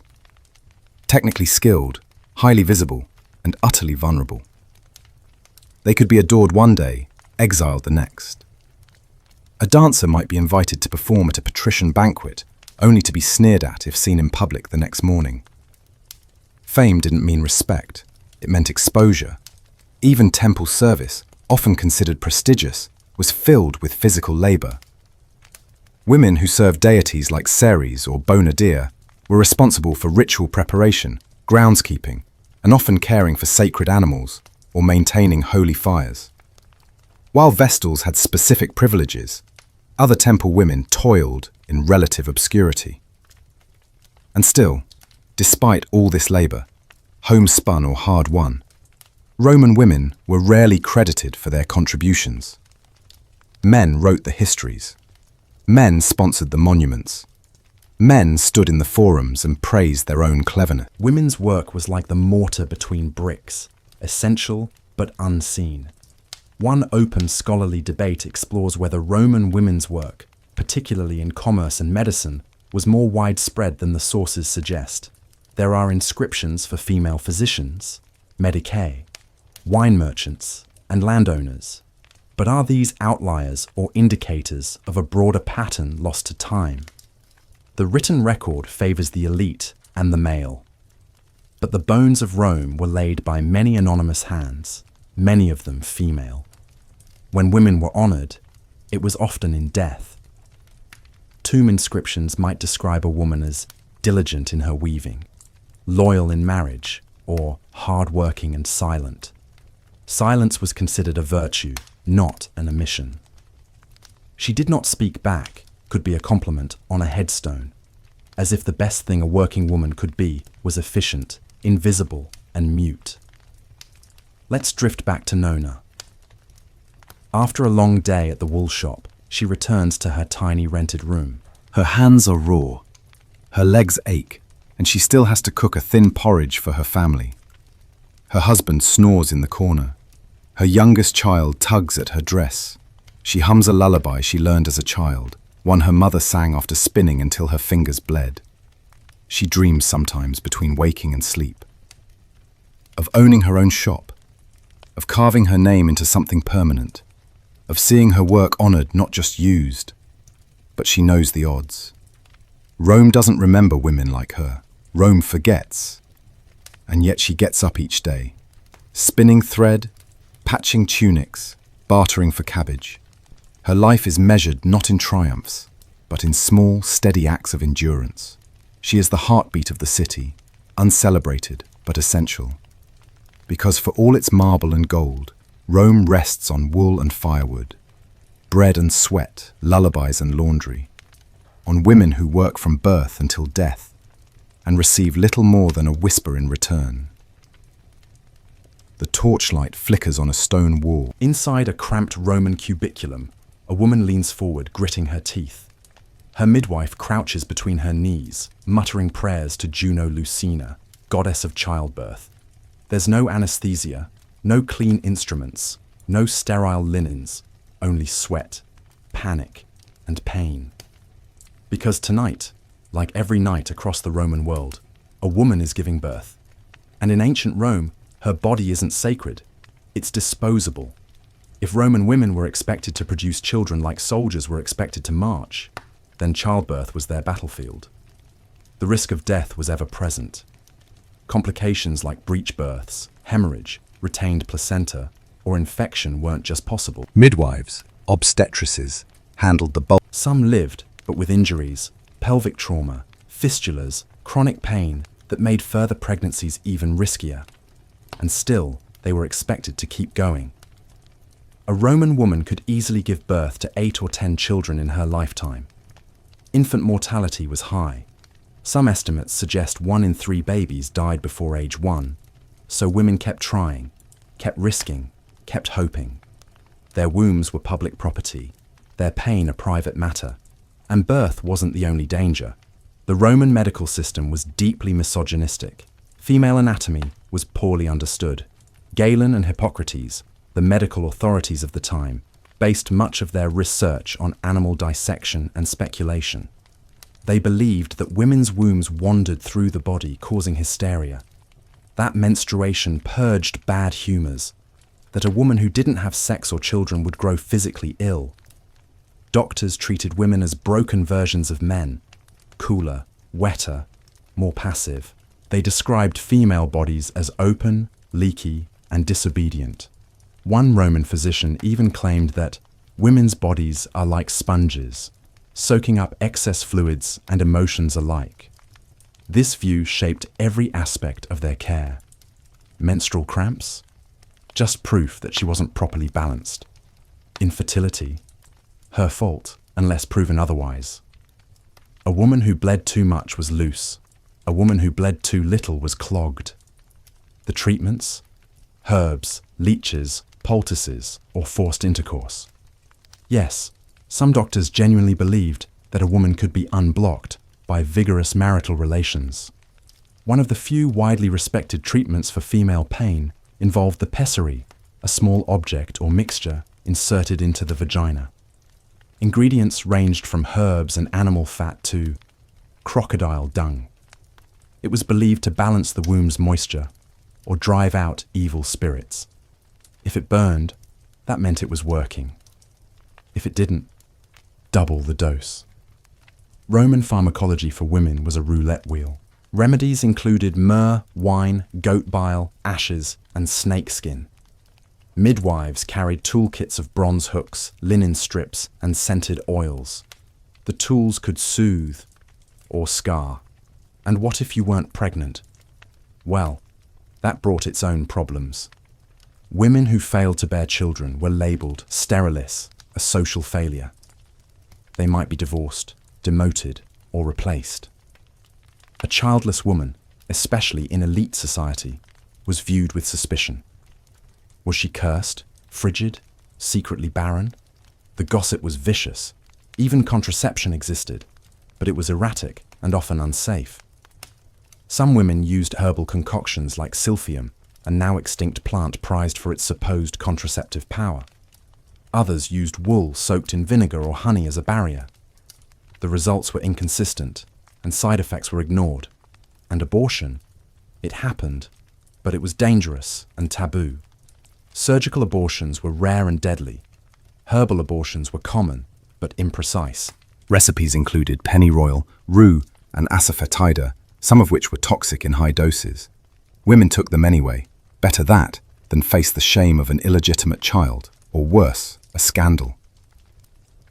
One open scholarly debate surrounds the social acceptability of abortion in different classes. Some argue elite women could conceal abortions with the help of trusted slaves or healers. Others suggest abortion was primarily used by enslaved or poor women, desperate to avoid adding another mouth to feed.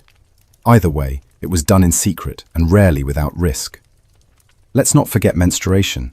Periods were shrouded in stigma. Women were considered ritually impure during their cycle. Some temples banned menstruating women from entering. One Roman writer claimed that if a menstruating woman touched a field, the crops would wither. Another said she could dull a mirror's reflection just by looking into it. Magical realism, misogyny, probably both. And menopause? That just meant you were finished. Useless. A former vessel. Older women were sometimes feared, portrayed as witches or poisoners. Without fertility, a woman lost value. Unless she pivoted to religion or motherhood, she became invisible. And yet, despite the ignorance, despite the pain, despite the risk, women kept going. They developed their own knowledge systems, folk remedies, shared wisdom, whispered instructions. Midwives taught daughters. Mothers taught nieces. Remedies passed from hand to hand, woman to woman, surviving despite the absence of medical respect. One quirky example. Some Roman women believed sleeping with a garlic bulb tied to their ankle could ease cramps. Others swore by wearing amulets engraved with secret names of fertility goddesses. These traditions weren't medically proven, but they offered comfort in a world that gave little of it. And what of the psychological toll? Imagine a woman like Marcia, married at 15, now 28. She's lost 3 infants, survived 4 agonizing births, and wakes every day with hip pain that never goes away. Her husband talks politics over dinner. She bandages a child's fevered forehead with rags. Her body is a record of pain, and no one thanks her for it. Sometimes she walks alone in the garden, her steps slow. She watches other women with round bellies and remembers the fear. She prays, not for health, but for endurance. Because Rome doesn't reward survival. It demands it. Women's health wasn't just neglected, it was distrusted. A woman who complained too much was hysterical. A woman who didn't complain at all was ideal. Pain was proof of weakness. Silence was proof of strength. But the truth? Roman women were never weak. They labored through agony. They raised children while bleeding. They brewed their own medicine when no one else would.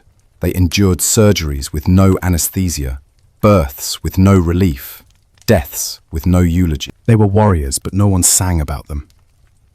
There's a marble relief in a villa near Capua, long faded, showing a woman seated with a baby in her arms. Her face is calm. Behind her stands a midwife, holding a bundle of herbs. Below them, an inscription. She brought life through pain and did not falter. No name, just a tribute, a whisper. So tonight, as the stars settle over the Palatine Hill, picture Marcia once more. She lies in bed, her newborn swaddled beside her. Her body aches, her breathing is shallow, but her eyes remain open. She listens to the night. Somewhere in the distance, a lyre plays. Somewhere closer, a baby cries. And she, like countless women before her, answers, not because it's easy, but because it's expected. Because her body, tired, torn and bleeding, is not hers. It's Rome. In the crisp light of a Roman morning, while magistrates stroll through the forum in their crisply folded togas and bronze-clad soldiers march past market stalls, a woman in her late 20s secures the final pins in her stola. She adjusts the folds carefully, modest, elegant, unmistakable. Then she lowers her veil, tucks a jewel brooch at her shoulder, and steps into the street. Every movement choreographed like a ritual, because in Rome, fashion isn't just about style, it's a weaponized cage. To be a woman in ancient Rome is to be in constant conversation with clothing, hair, accessories, posture, and movement. These aren't choices, they're statements. Every layer, every hem, every earring declares your social status, marital availability, virtue, and obedience. Your wardrobe isn't yours. It belongs to the expectations of the empire. Let's begin with the stola, the official garment of the Roman matron. Long, flowing, fastened at the shoulders, and usually layered over a tunic, the stola draped down to the feet, a visual symbol of a woman's respectability. It shouted, "I am married. I am virtuous. I am not for sale." A woman who wore a stola outside her station could be ridiculed or even punished. A woman who didn't wear one when expected was seen as provocative, or worse, promiscuous. Unmarried women or widows wore simpler tunics or the palla, a kind of shawl that could be wrapped around the body or head like a veil. The way a woman wore her palla could alter how people saw her, pulled tightly across the chest, modest, loosely draped, scandalous. Let it slip from your head entirely in public, and you might be mistaken for a prostitute or accused of pretending to be one. Historians still argue how rigidly these clothing codes were enforced, especially among the lower classes. Some believe they were flexible in rural areas or among working women. Others suggest that even in back alleys and smoky kitchens, the pressure to dress appropriately was a daily concern. And then there were colour codes. The upper class favoured soft, expensive dyes, creamy whites, deep purples, saffron yellows. Purple in particular was reserved for the elite and often restricted by law. Only the emperor and his close family could wear full toga picta in royal purple. A woman wearing even a strip of it without status might be considered a social climber or a liar. Scarlet and saffron were double-edged dyes. Worn during festivals and weddings, they were also associated with courtesans. A woman in saffron sandals was making a statement, sometimes invited, sometimes not. The poet Martial once joked that you could judge a woman's moral standing by her footwear alone. Accessories carried their own symbolism. Hairpins could double as status indicators and allegedly as emergency self-defense tools. Gold was fashionable, but too much suggested vulgarity. Pearls were prized, though most were imported from the East and wildly expensive. Some Roman women wore earrings the size of grapes, especially during banquets to project wealth and fertility. A wealthy matron might own so many bangles, rings, and pendants that she jingled when she walked. Subtlety was not the goal, conformity was. And hair? Hair was serious business. Elaborate updos, braids, curls, and towering nests were markers of time, skill, and money. Some styles required hours to complete and entire teams of slave hairdressers, ornatrices. Fashion magazines didn't exist, but busts of empresses set the trends. If the current empress wore triple curls and a high chignon, expect to see imitators all over the Palatine Hill within a week. A quirky trend? Imported wigs, especially blonde ones, made from the hair of enslaved Germanic women. Roman brunettes eager to emulate this barbarian chic would fasten them under veils and pretend they grew them themselves. Some wigs were even scented with imported oils. The fashion world of ancient Rome was no less performative than the catwalks of today, only with more patriarchy and fewer hashtags. But fashion wasn't just aesthetic, it was deeply political. A woman could be accused of arrogance or vanity for dressing too finely, especially if she came from humble origins. There's a well-known literary smear against the wife of a senator who wore 6 rings to a religious procession. The complaint wasn't that she looked bad, it was that she stood out. Roman society feared the visible woman. They wanted women to be beautiful, but not admired, dressed well, but not dazzling, present, but not prominent. And here's where it gets sharp. Fashion was also used to shame.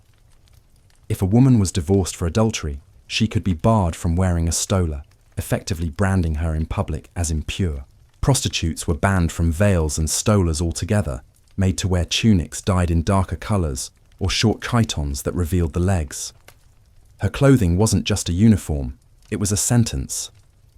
One open scholarly debate concerns the tunic of shame, a hypothetical outfit that adulterous women were allegedly made to wear when paraded through the streets as punishment. Some believe this was literal, others think it was metaphorical, a warning in satirical poetry rather than an actual garment. Either way, the idea stuck. Clothes could ruin a woman as easily as they could protect her. Even jewelry told stories. Wedding rings were typically made of iron in earlier times, symbolizing strength and permanence. Later, gold became fashionable, but only in moderation. Rings with inscriptions like Amor meus, my love, or Felix Uxa, happy wife, added a personal touch, though scholars suspect these sweet phrases were more performative than heartfelt. And makeup, a touchy subject.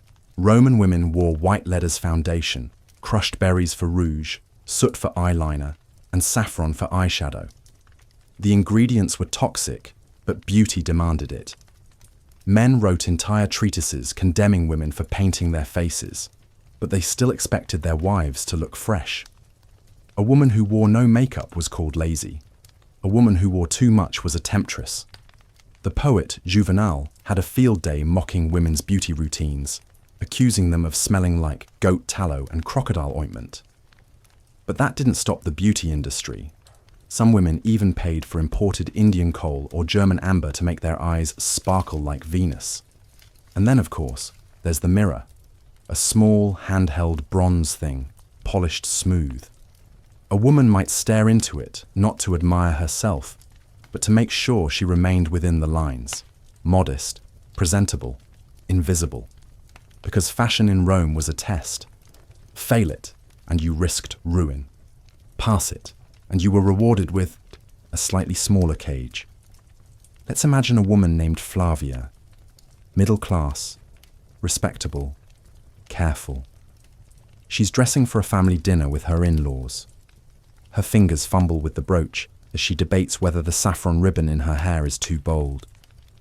Her mother says it's lovely. Her husband warns, "You don't want people talking." She removes it. At the banquet, she's greeted warmly. Her tunic is unwrinkled. Her pallor drapes just right. The older women nod approvingly. The younger ones study her carefully, already taking notes. She smiles softly, eats slowly, and doesn't speak unless spoken to.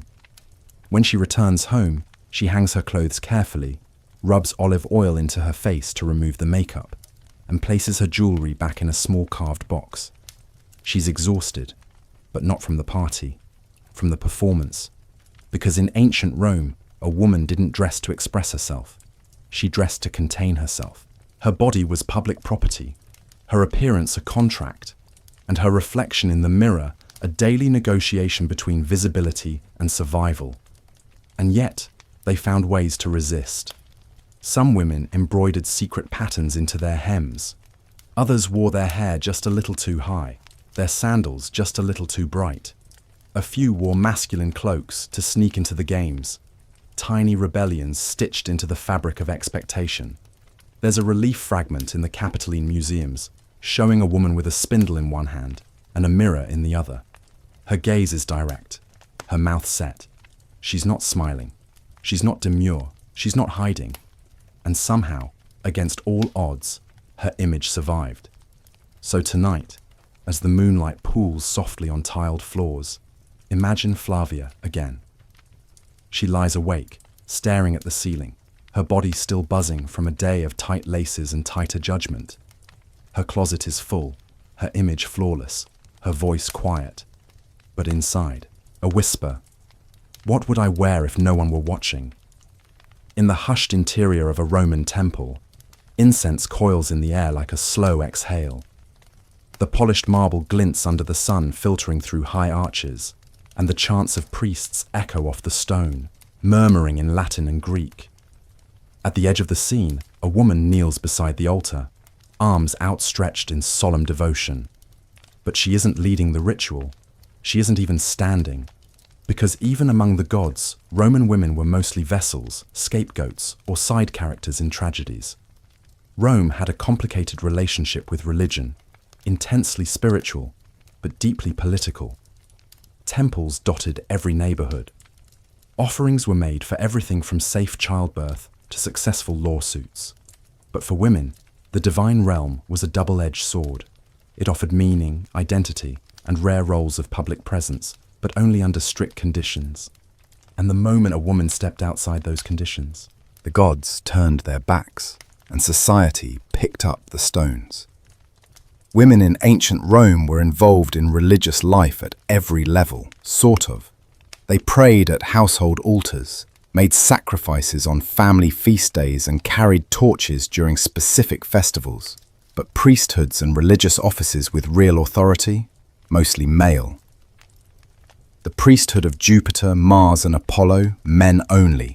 Only in select cults, particularly those focused on fertility or family, did women get a sliver of power. and even then it often came with surveillance and strings. The one shining exception, the Vestal Virgins, perhaps the most famous religious role for women in all of Rome.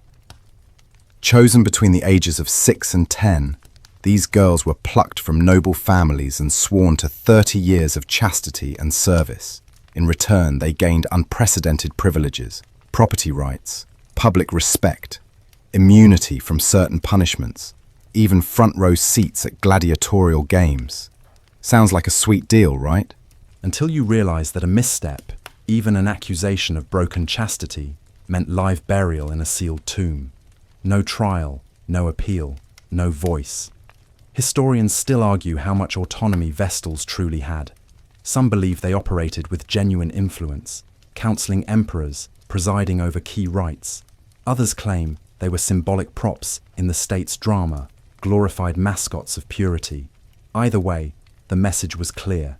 If a woman wants power in Rome, she must be completely asexual. Remove her from family, from fertility, from pleasure. Turn her into a living relic. Outside the Temple of Vesta, most Roman women's religious lives revolved around private duties and female-centric deities. Juno, Ceres, Diana, and Venus were the usual suspects, each with their own feast days and rituals. Married women worshipped Juno for fidelity and childbirth.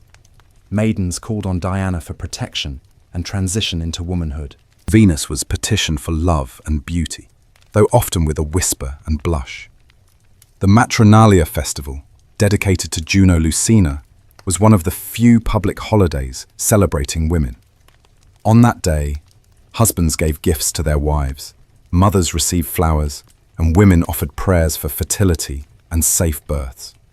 Sounds nice, until you realize it was just a religious extension of the same social contract.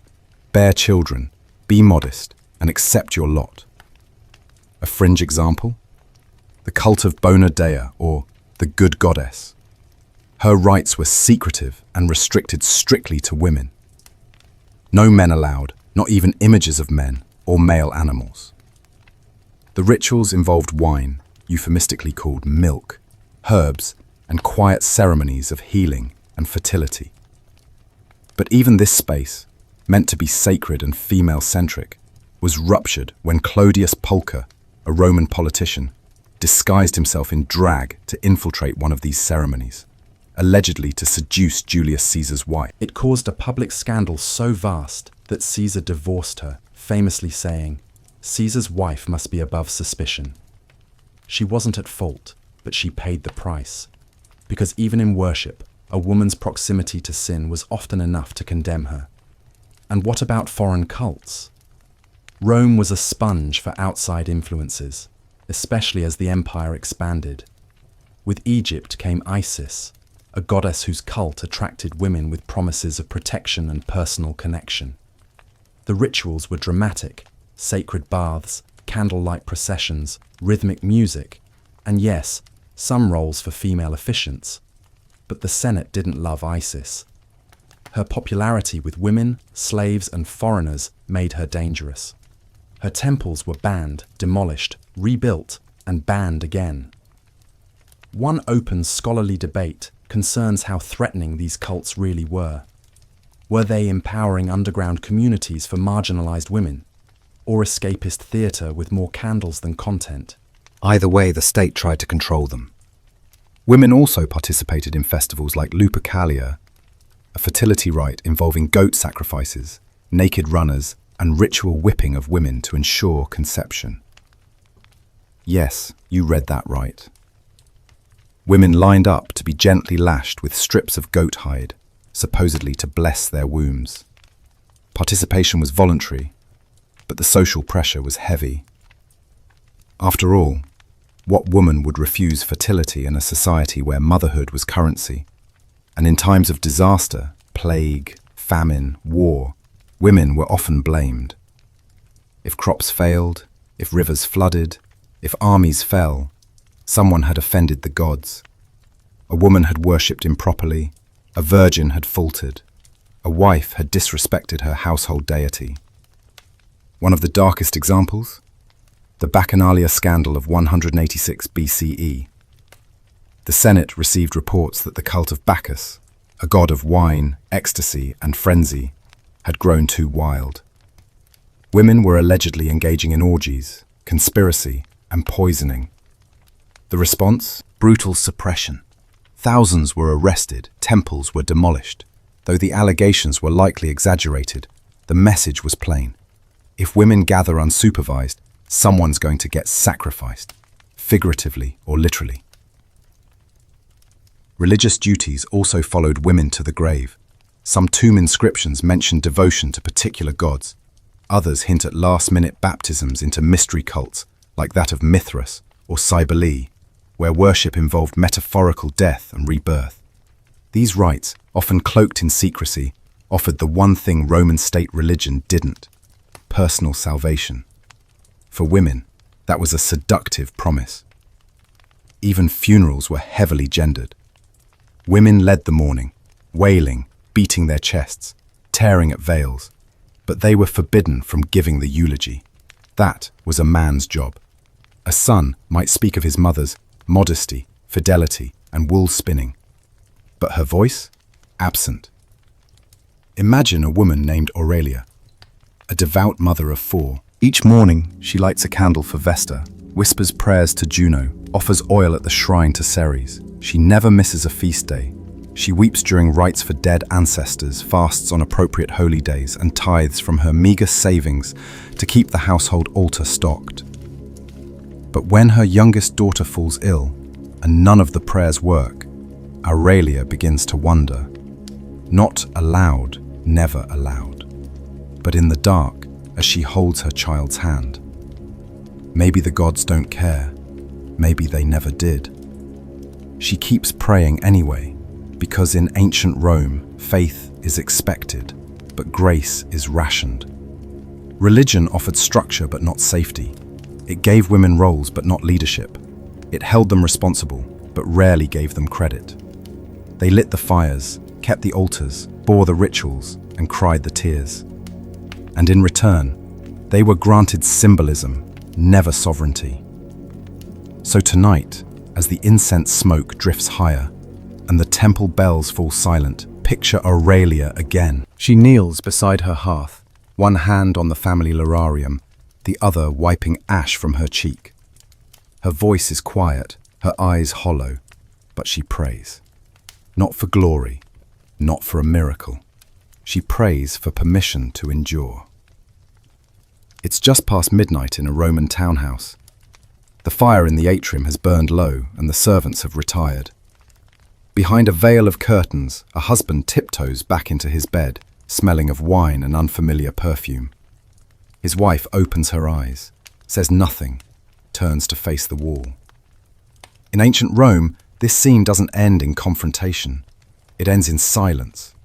Because when it comes to infidelity, Roman men shrug and Roman women suffer. Marriage in Rome was a civic expectation, but fidelity, that was a gendered fantasy. Roman men were not only permitted to cheat, they were often celebrated for it, as long as they did it with the right kinds of women. Their wives, however, were bound to strict sexual discipline. One misstep, real or imagined, could ruin her forever. Let's break this down. The Roman concept of adultery was a legal offense, but only when committed by a married woman or with a married woman. A married man could sleep with prostitutes, slaves, concubines, even other men, and it wasn't legally considered adultery. His wife? Her fidelity was policed like a fortress. Historians still argue how consistently these double standards were enforced, especially across different classes. Some say elite women were targeted most aggressively to uphold family honor.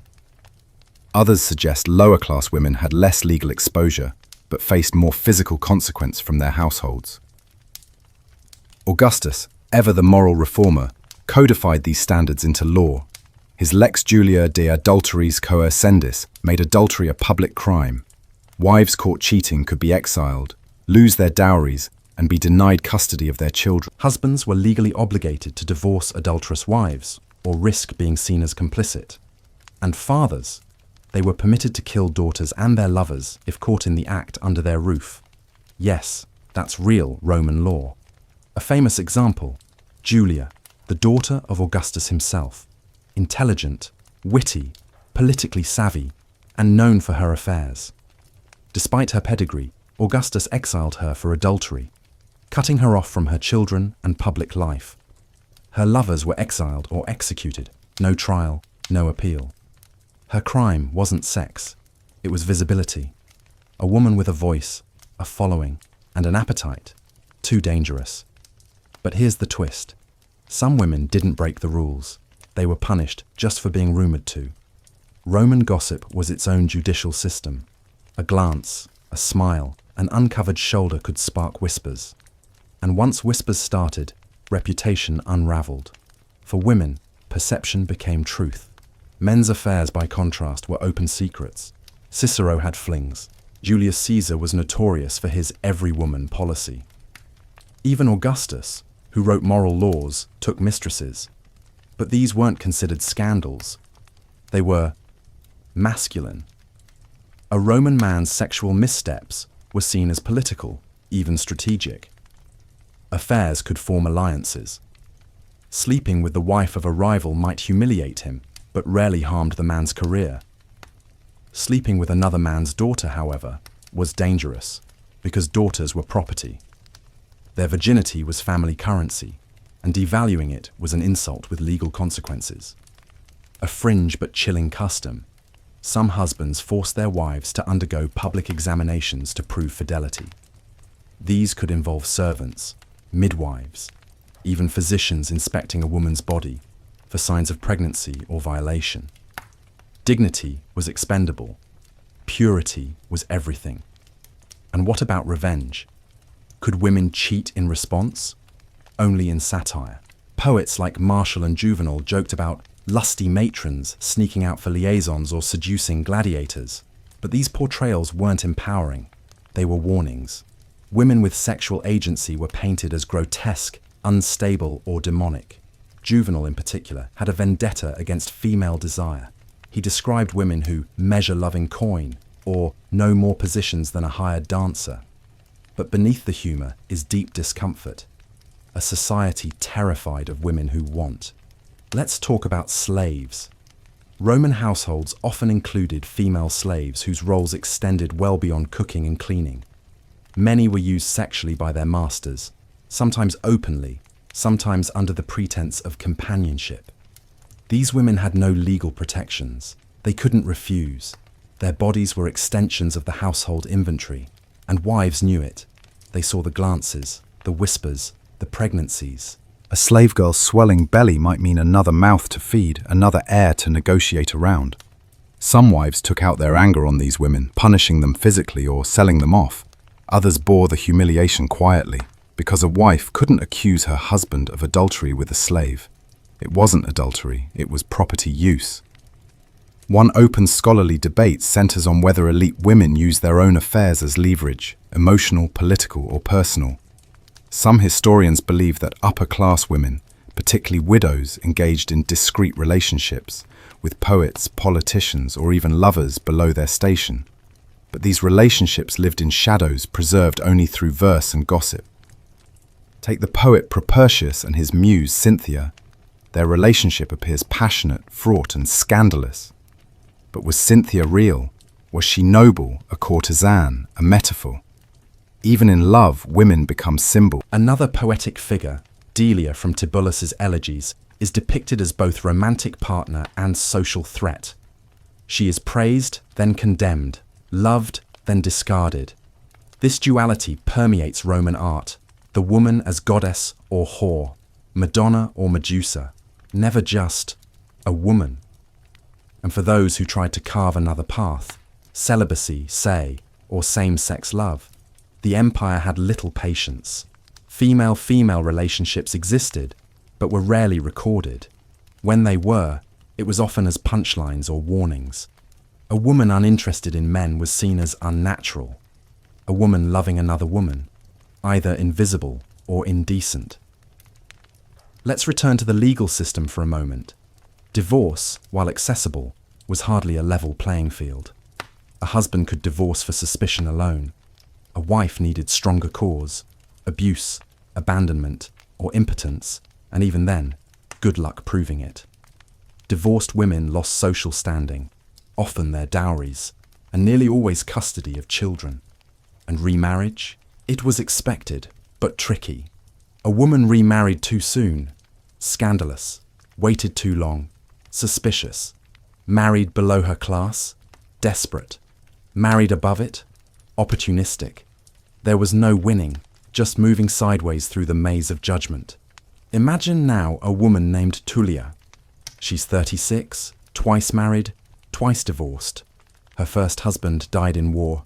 The second accused her of flirtation and cast her out. She lives now with her sister, running a modest shop that sells olive oil and fig cakes. She's careful, never too loud, never too visible. Her hair is pinned precisely, her veil never slips. But sometimes at dusk, she walks alone by the Tiber, just for a moment, just to feel the wind, just to remember desire as something soft, not weaponized. Tulia had a lover once, a musician. He wrote her poems, crude but sweet. He kissed her palms and whispered her name like a hymn. When he left for Gaul, she burned his letters, not from shame, but from defense. Because even paper could betray her. And now, she watches the sunset ripple over the river and dreams of a world where love wasn't proof of guilt, where men weren't forgiven by birth and women weren't punished by breath. There's a statue fragment in the ruins of Ostia, a woman, eyes downcast, hands folded. The inscription reads, "She loved once and was loved. That was enough." No name, no scandal, just an echo of affection unrecorded by law or legend. Because in ancient Rome, love for women was never private, it was policy. Their bodies were maps, their touch a threat, their pleasure a liability. And the moment they claimed any of it, they risked everything. So tonight, as the oil lamp fades and silence thickens like smoke, picture Tulia once more. She lies in bed, alone but peaceful, her veil folded neatly, her sandals beside the door, her heart intact, if not free. She doesn't dream of marriage anymore. She dreams of stillness, of choosing. Of waking to a world where a kiss is not a crime. Dawn breaks over a Roman farmstead just beyond the city walls. The earth is damp from last night's dew, and the olive trees sway gently in the breeze. In the cramped servant quarters, a young woman rises before the sun finishes stretching across the fields. Her name is Thalia. She's barely 16. Her tunic is coarse, her feet are calloused, and her body, like her time, her voice, her future, does not belong to her, because Thalia is enslaved. And in ancient Rome, enslaved women suffer a special kind of hell, enslaved twice over by status and by sex. Slavery in ancient Rome was pervasive. It crossed every household, industry, and region. Millions were enslaved, captured in war, born into bondage, or sold by desperate families. But while male slaves were often tasked with grueling labor in fields, mines, or the military machine, enslaved women were assigned a broader, more insidious range of duties. Their roles blurred the line between labor and exploitation. Historians still argue how much autonomy enslaved women had in Roman households. Some point to trusted nutrices, wet nurses, or pedagogi, nanny educators, as examples of limited upward mobility. Others emphasize that these roles were always precarious. At any moment, trust could turn into violence, or usefulness into punishment. Let's begin with labor. Enslaved women in urban homes cleaned, cooked, spun wool, fetched water, nursed babies, dressed mistresses, and entertained guests. In rural estates, they harvested crops, hauled baskets, ground grain, and slept in barns. Those with rare skills like music, dance, or languages were sometimes trained as entertainers or tutors. But even the most talented woman could be sold, beaten, or raped without recourse. Her fate was not her own. And nowhere was this more brutally evident than in the domain of sexual violence. Roman law did not recognize rape between a master and his female slave. Her body was his property. He could use it, lend it, even rent it out. If she became pregnant, the child was his if he wanted it, or another mouth to be discarded if he didn't. Slave women were sometimes forced to abort, other times forced to carry to term. There was no pattern, only the master's preference. And the domina, the mistress of the house, she often knew. She saw things, bruises, silence, swollen bellies. Some mistresses grew jealous and lashed out. Others grew numb. A few became complicit, using enslaved women as scapegoats for household tension or pawns in family politics. The slave girl couldn't fight back, couldn't refuse, couldn't leave. A fringe but haunting Roman practice involved enslaved women being forced to entertain guests during banquets. While not all dinner parties descended into debauchery, some did. Slaves poured wine, played lyres, and served food, but sometimes they were also expected to perform for amusement. These women were trapped in a nightmare dressed as festivity, paraded before leering senators and drunk poets, all while remaining silent. One open scholarly debate asks whether enslaved women could form lasting relationships or families. Evidence suggests some were allowed partnerships, often with other slaves, but these bonds were not legally recognized. A master could separate a couple, sell a child, or dissolve a household on a whim. Imagine falling in love, knowing your lover could be traded like furniture. Imagine giving birth, knowing your child might be branded or taken. And yet, many did love. Many did bear children, and many fought quietly to protect them. Some slave mothers begged for their children's freedom. Some hid pregnancies. Some offered to buy their own infants with saved coin. A few even poisoned their own children. Rare, desperate acts of defiance in the face of lifelong bondage. Let's pause on one such case. A woman named Nape appears in a burial inscription in Rome. She was a nutrix and served the same family for over 20 years.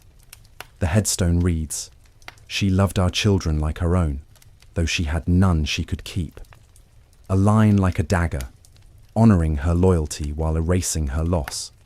Because Nape almost certainly had children. She just wasn't allowed to be their mother. And what of aging? Male slaves who survived into old age might be retired, sometimes manumitted, freed, or put to lighter work.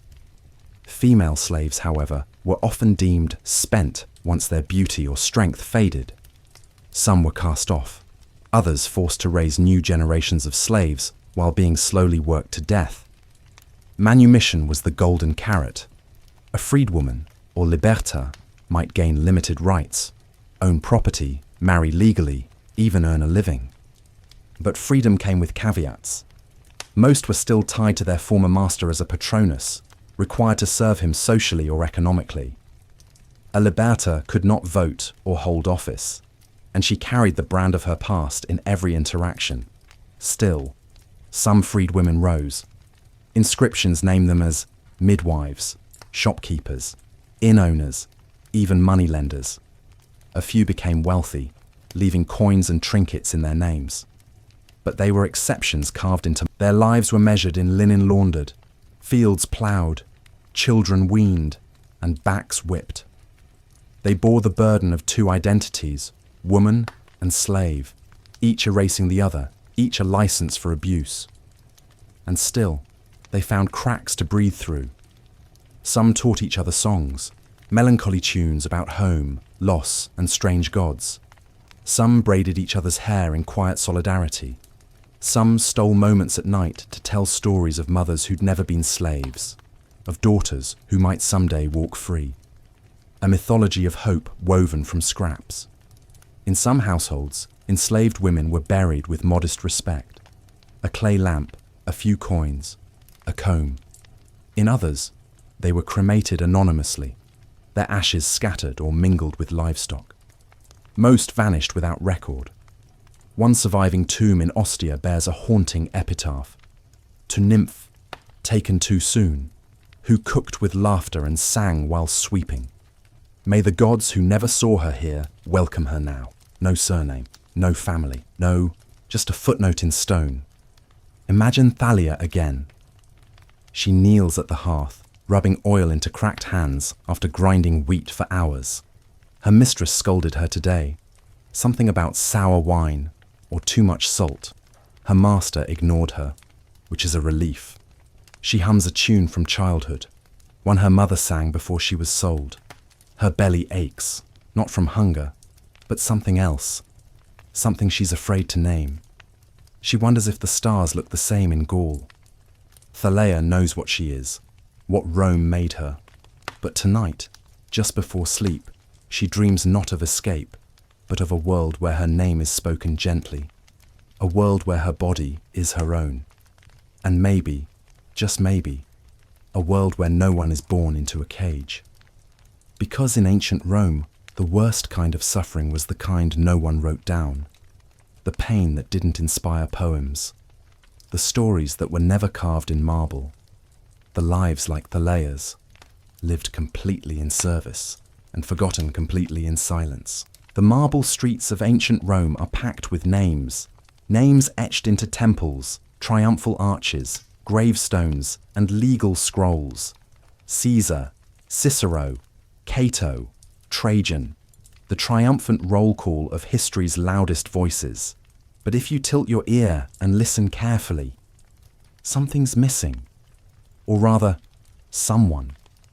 Because when it comes to legacy, Roman women were often scribbled out of the scrolls.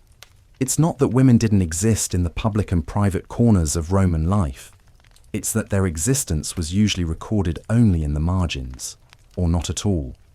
Roman historians, poets, and biographers reserved their ink for men, soldiers, orators, emperors. When women appeared, they were tropes, tools, or titillations. She seduced, she betrayed, she wept, but she almost never simply lived. Historians still argue how much of this erasure was deliberate. Was it systemic suppression? Or just the cumulative effect of a culture that didn't think women's thoughts and deeds were worth writing down? Regardless, the result is the same. A yawning silence where half the population should be. Let's start with the family tree. Roman lineage was traced through the father, always. Names passed from father to son, and women were often marked only by their relation to men. If a woman was commemorated, her identity was usually reduced to Uxor, wife of, Philia, daughter of, or Martyr, mother of. Her own first name? Often omitted, or simply the feminine version of her father's. Take the famous gens Julia, the family of Julius Caesar. We know his male ancestors, their offices, their honors, but his mother? Aurelia. A name, a footnote. Despite raising one of Rome's most influential figures, she gets little attention in the historical record. No speeches, no praise. Just, Aurelia, mother of Gaius.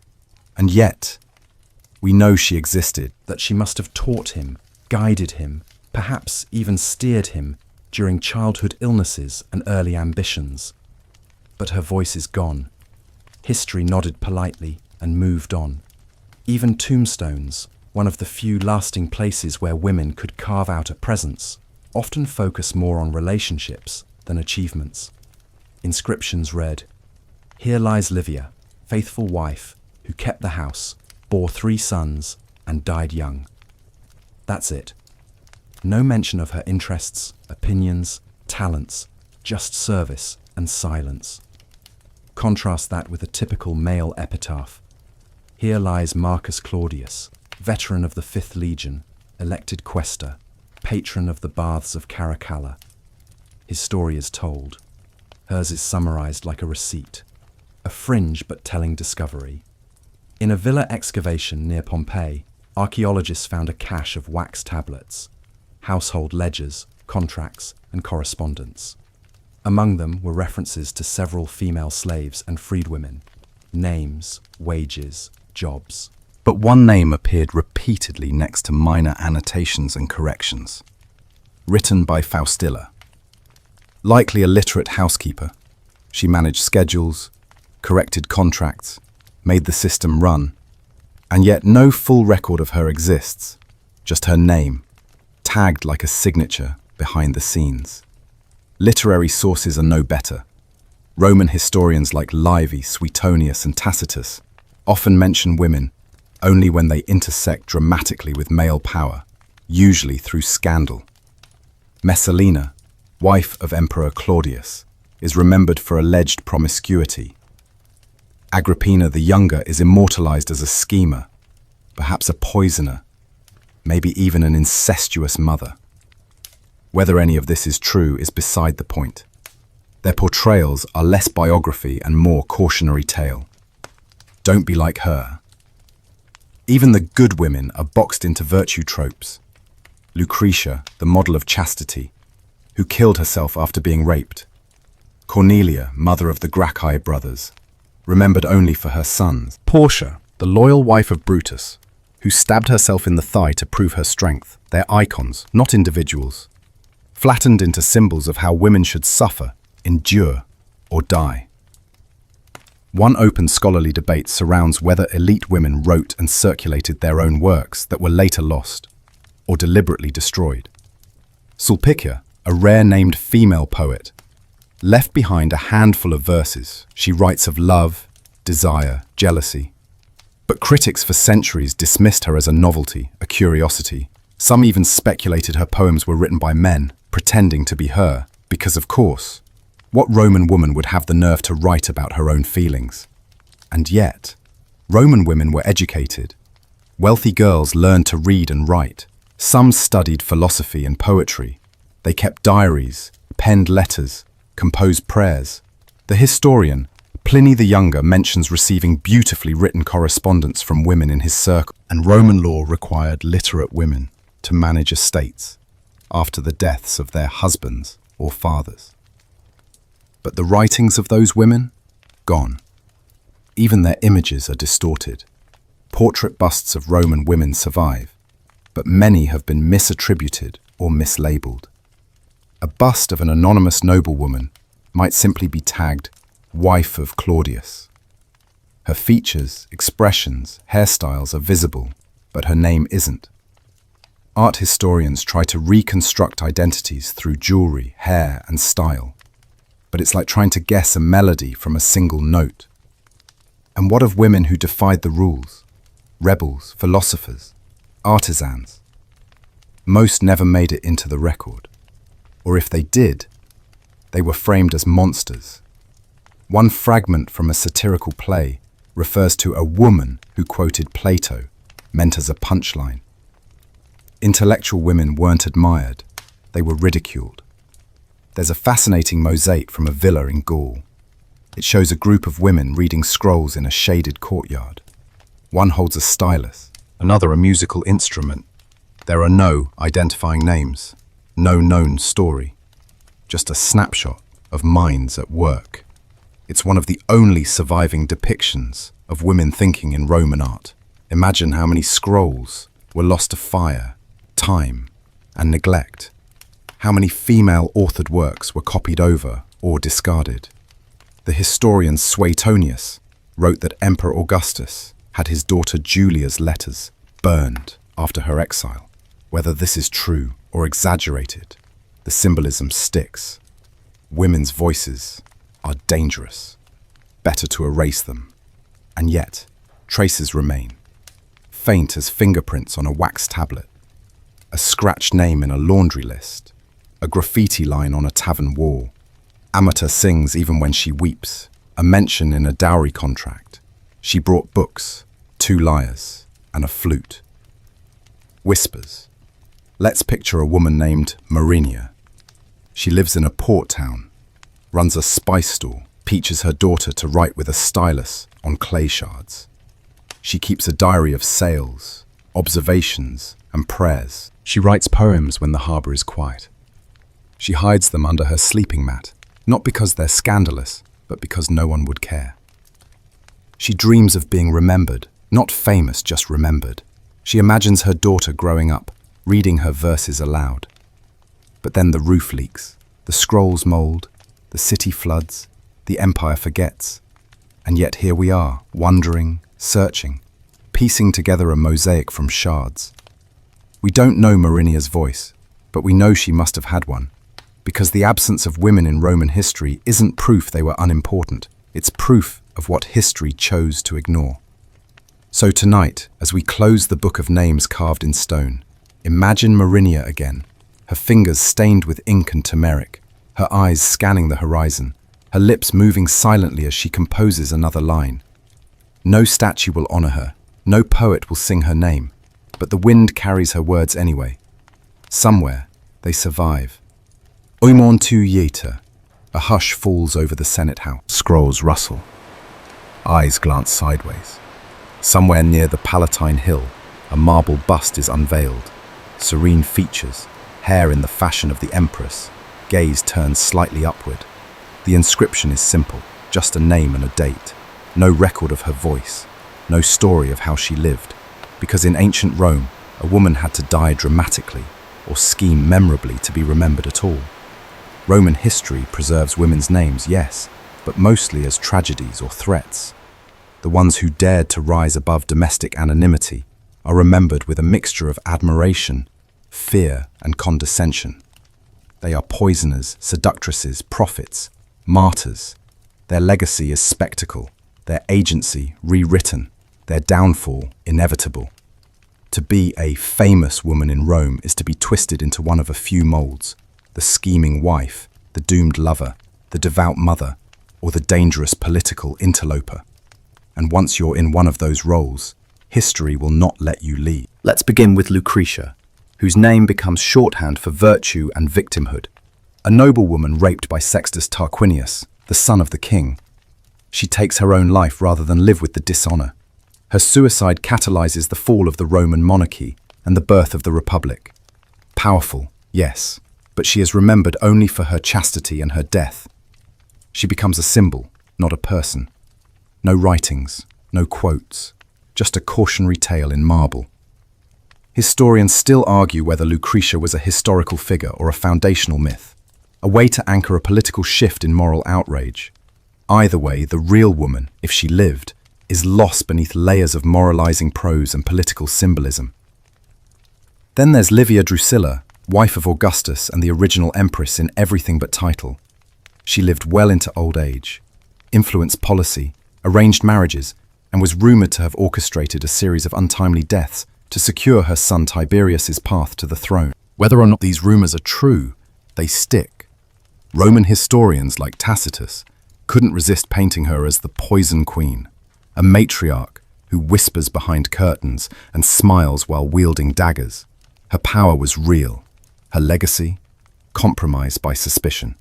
Livia is eventually deified, officially made a goddess, but even that doesn't free her from the poison of rumor. A woman with power is rarely remembered for her intellect or leadership. She's remembered for the ways in which she may have manipulated, seduced, or killed. Take Agrippina the Younger, mother of Nero. One of the most notorious women in Roman history, she survives the reigns of multiple emperors, marries her own uncle Claudius, and positions her son as heir. Her influence is undeniable. She appears on coins, walks beside the emperor, receives ambassadors, and then she is accused of poisoning Claudius, of sleeping with her son, of plotting to rule. Whether any of this is true hardly matters. Nero has her killed, first by failed assassination, then by a sword. Her alleged last words, "Strike my womb, for that bore such a son." A fringe account says her death was reenacted in stage plays. Audiences laughed. The empress turned villain got her curtain call on someone else's terms. We also meet Messalina, third wife of Claudius.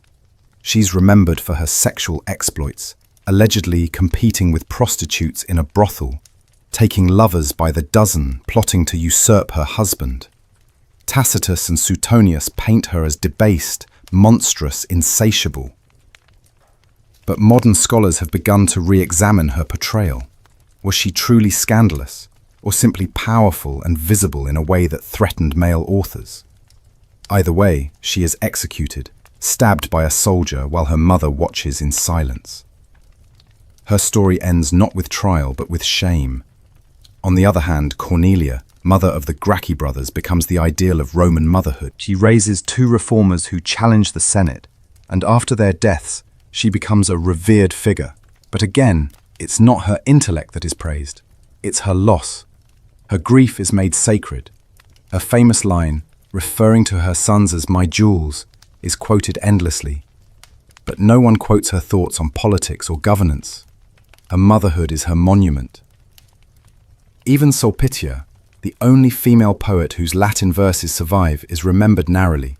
Her poems are personal, witty, and emotionally vivid, but scholars for centuries questioned her authorship, assuming no woman could write so well.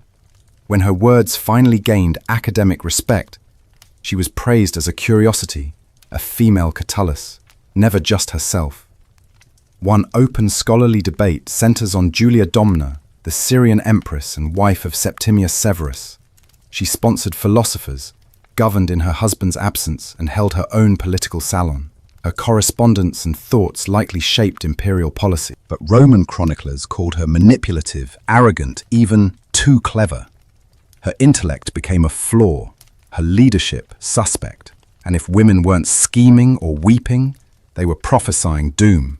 The Sibyls, priestesses of Apollo, were treated as oracles, venerated, feared, but never quite human. They lived in seclusion, their utterances recorded by men, their visions edited, reordered, or discarded.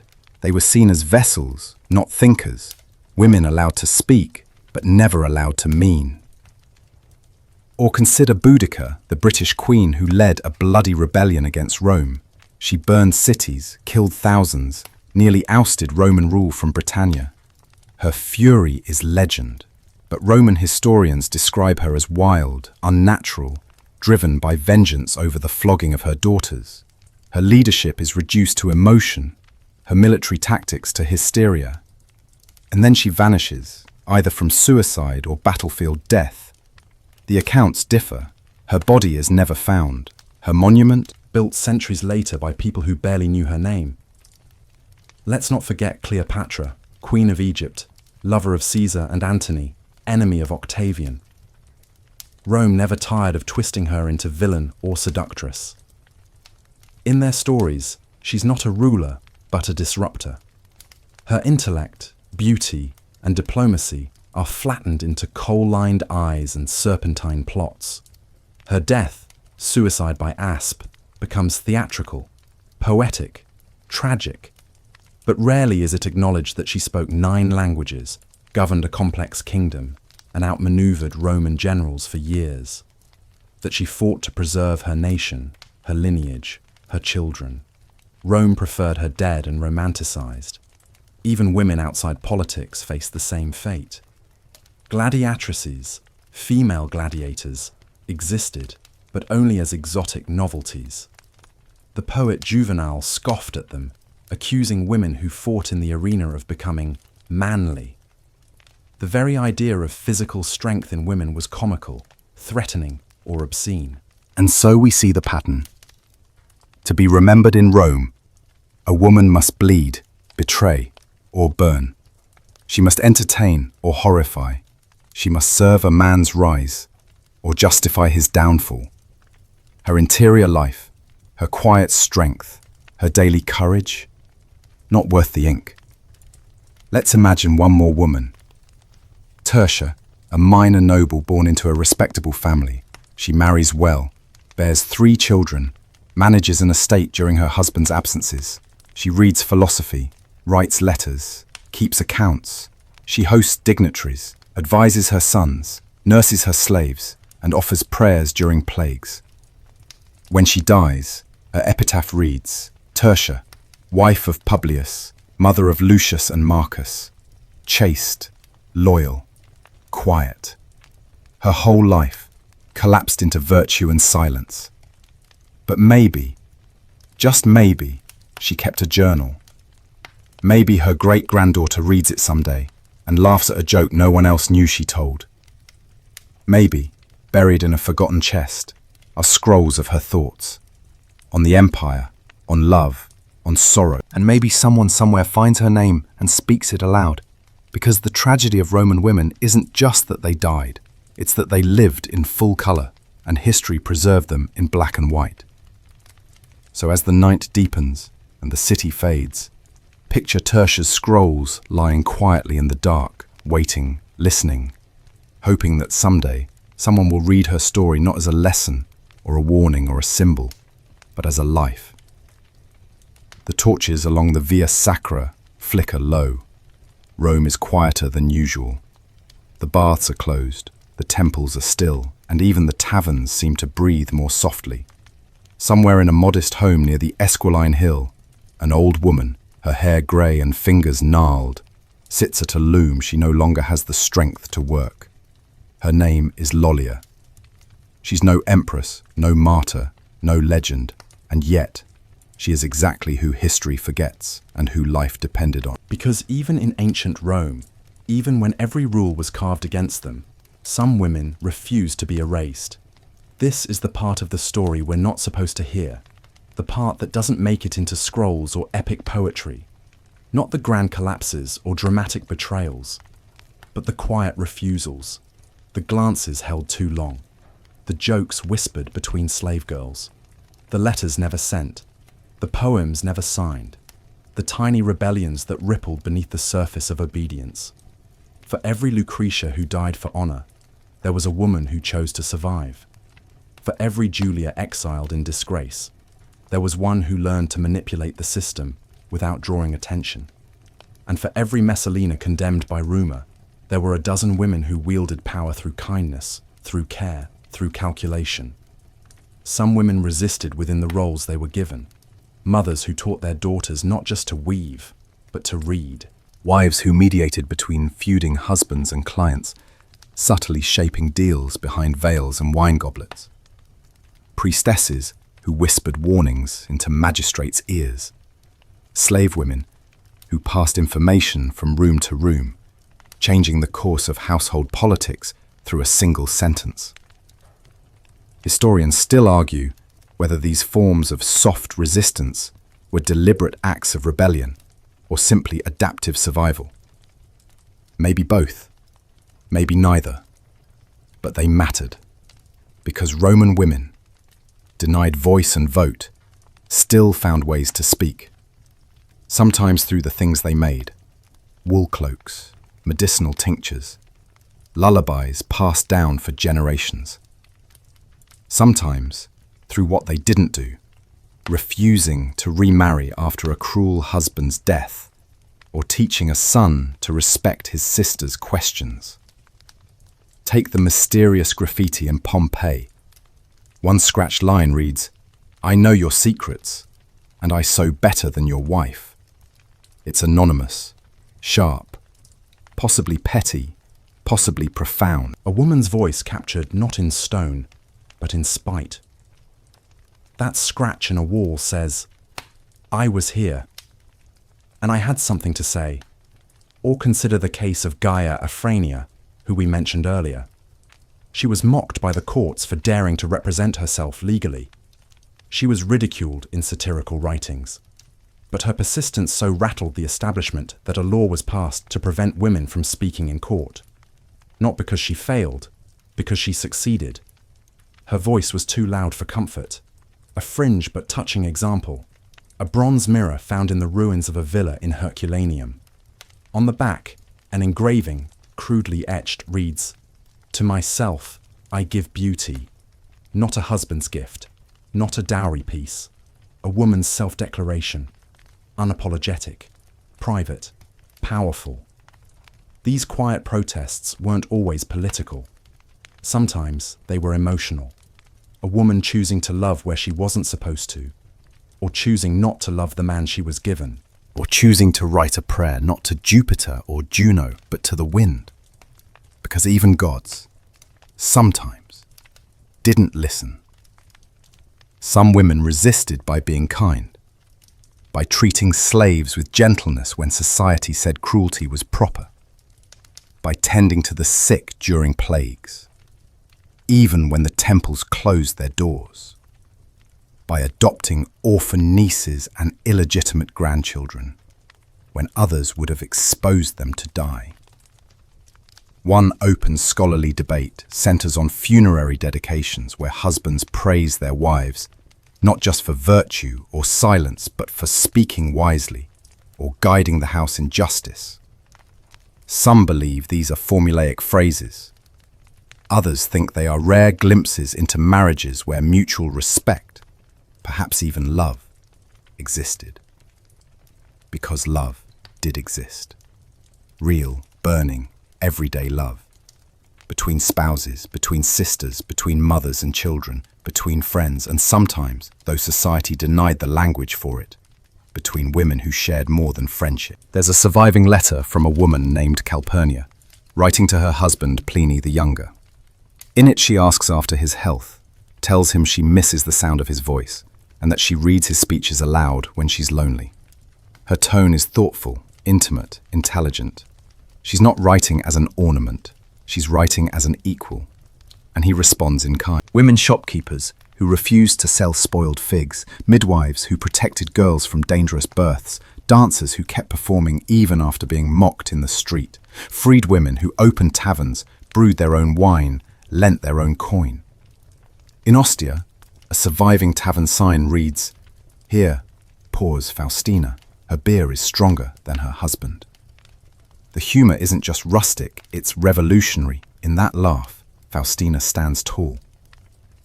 Let's return, one last time, to Lollia, the old woman by the loom. Her hands tremble, her eyesight is dim, but she's teaching her great-granddaughter how to weave, not just threads, but stories. She tells her about a time when she was young and ran barefoot along the Tiber before her father decided her husband. She tells her about the song she sang in the kitchen when no one was listening, about how she once told a joke at a banquet and made 3 people laugh before remembering she wasn't supposed to speak. She tells her that she once read a line of Virgil and rewrote the ending in her head, that she imagined Aeneas's wife picking up a sword and finishing the journey herself. And then she presses her hand into the girl's and says, "Remember me, but not the quiet version." So much of history is noise. Marching feet, shouted laws, steel on shield, but beneath it all, beneath the clamour of emperors and orators, is a rhythm just as steady, a heartbeat, the sound of women threading the world together, quietly, fiercely, persistently. They were not given power, but they made it. They were not offered stage or scroll, but they etched themselves into walls, into cloth, into memory. They were, in every sense, the invisible architects of Roman life.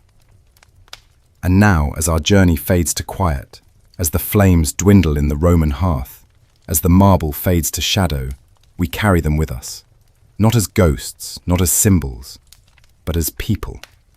Real, flawed, enduring, not erased, not anymore. And now, as the last candle of the night flickers into stillness, let your breath slow with the rhythm of distant footsteps on ancient stone.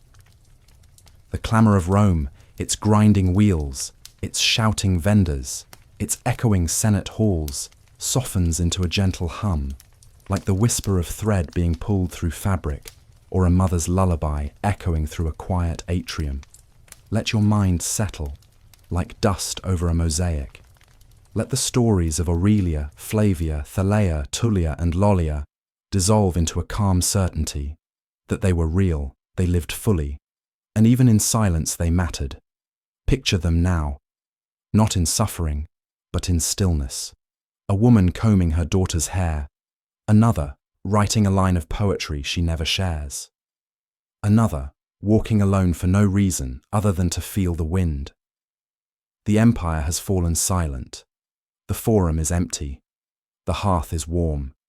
And in this moment, there is no judgment, no expectation, no law, just memory and breath.